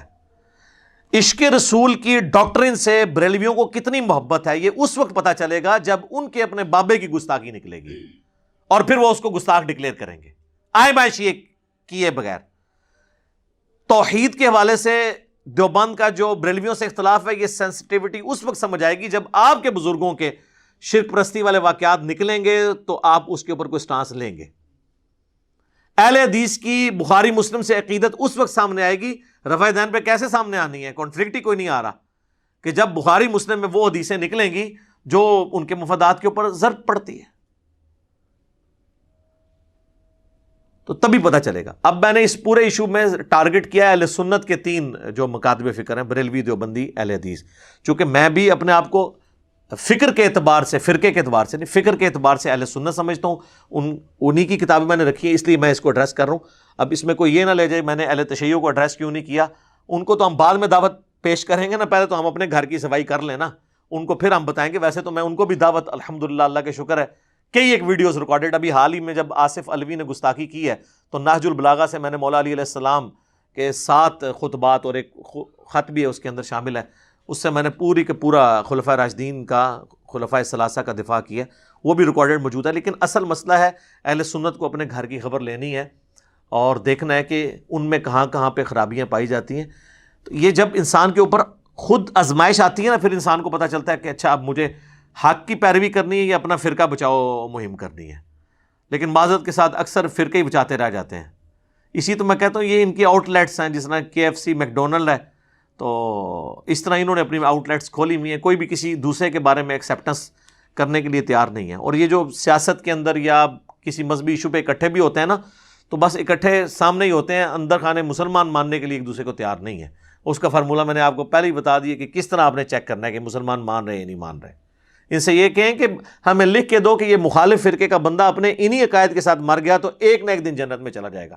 سر ایک مولوی نہیں آپ کو لکھ کے دے گا، اور جو لکھ کے دے گا نا وہ بچے گا نہیں. پھر وہ کہیں گے تو پہلے سب تو پہلے تو فارغ ہے ساڑھے فرقے سے. تو ہم نے یہ اپنا درد دل آپ کے سامنے رکھ دیا. ایک موقع تھا کہ جب ہم بریلوی مکتب فکر کے سامنے اپنا درد رکھ سکتے تھے، ہم نے رکھ دیا. اور مجھے تو خیر بریلوی مکتب فکر کے ساتھ باقی مکاتب فکر کی نسبت ذرا زیادہ قرب حاصل ہے. میری زندگی کے ابھی بھی 43 ایئرز میں سے 30 سال جو ہے اسی فرقے کے اندر گزرے ہیں. تو اس لیے مجھے ان کی سینسٹیوٹی ایریا کون سا ہے وہ بھی پتہ ہے، کہاں پہ ان تک بات پہنچائی جا سکتی ہے وہ بھی پتہ ہے. تو میں نے یہ درد دل آپ کے سامنے رکھا ہے. اب آپ نے اپنے علماء سے پوچھنا ہے کہ کب وہ ان گستاخانہ عبارتوں کی یا یہ خاکے جو آپ کی کتابوں میں بنے ہوئے ہیں اس کی صفائی کریں گے. تو انشاءاللہ جب آپ اس تک پہنچیں گے تو آپ بھی انشاءاللہ ایک دن آئے گا کہ جھوم کے کہیں گے کیا کہ نہ میں وہابی، نہ میں بابی، میں ہوں مسلم علمی کتابی. نہ میں سو کالڈ وہابی ہوں اور نہ میں بابوں کا دفاع کرنے والا باب بھی ہوں، میں علمی کتابی مسلم ہوں. اور اسی پہ میرا فخر ہے کہ میں مسلمان ہوں الحمدللہ. اور یہی دیکھیں ہم نے اس کو پریکٹیکلی ثابت کیا ہے. یہ واحد پلیٹ فارم ہے, 1 روپے کا چندہ نہیں کسی سے لیتے, کوئی مسجد لادہ نہیں بنائی ہے, سب کے پیچھے نمازیں پڑھتے ہیں, کوئی مدرسہ لادہ نہیں بنایا, کسی کی تکفیر نہیں کرتے, الٹا ان کے لیے دعائیں مغفرت کرتے ہیں, اور باقیوں کو بھی کہتے ہیں ان کے پیچھے نمازیں بھی پڑھو. لیکن یہ ایک دوسرے کے ساتھ کیا کرتے ہیں, وہ آپ کے سامنے اور توریہ کر کر کے, دھوکے دے دے کے, پبلک گیدرنگ میں اور واٹس ایپ گروپس کے اندر کچھ اور, ویڈیوز کے اندر اور. اب یہ دیکھ لیں وہ لاہور کے مولانا کوئی ویڈیو میں آگے وہ کہہ رہا ہے کہ نہیں جی وہ ویڈیو ایڈٹ ہوئی ہے ان کی, وہ اذان والے مسئلے کے اوپر, اور واٹس ایپ گروپ میں کیا کہہ رہا ہے کہ جی اس نے یہ اس لیے بات کی ہے کہ وہ اس کو غصہ تھا ہمارے اوپر. ٹھیک ہے نا, تو آپ کس کو دھوکہ دے رہے ہیں؟ آج کل تو چیزیں جب تک آپ ظاہر اور باطن میں ایک نہیں ہوں گے نا, آپ اب نہیں بچ سکتے, ناممکن ہو چکا ہے, کیونکہ اب یہ میڈیا کا دور ہے. آپ کی کوئی بھی چھپی ہوئی چیز ہے وہ سامنے آ جائے گی, ویڈیو کی فارم میں آ جائے گی, آپ جو مرضی کر لیں. تو چند ایک گزارشات تھی, میں نے یہ آپ کے سامنے رکھ دی. اللہ تعالیٰ سے دعا ہے جو حق بات میں نے کہی اللہ تعالیٰ ہمارے دلوں میں راسخ فرمائے. اگر جذبات میں میرے منہ سے کوئی غلط بات نکل گئی تو اللہ تعالیٰ ہمارے دلوں سے ہی معاف کر دے, ہمیں معاف بھی فرما دے, ہمیں کتاب و سنت کی تعلیمات پر عمل کر کے دوسرے بھائیوں تک پہنچانے کی توفیق عطا فرمائے. سبحانک اللہم و بحمدک اشہد ان لا الہ الا انت استغفرک و اتوب الیک وما علینا الا البلاغ المبین. جزاکم اللہ خیرا.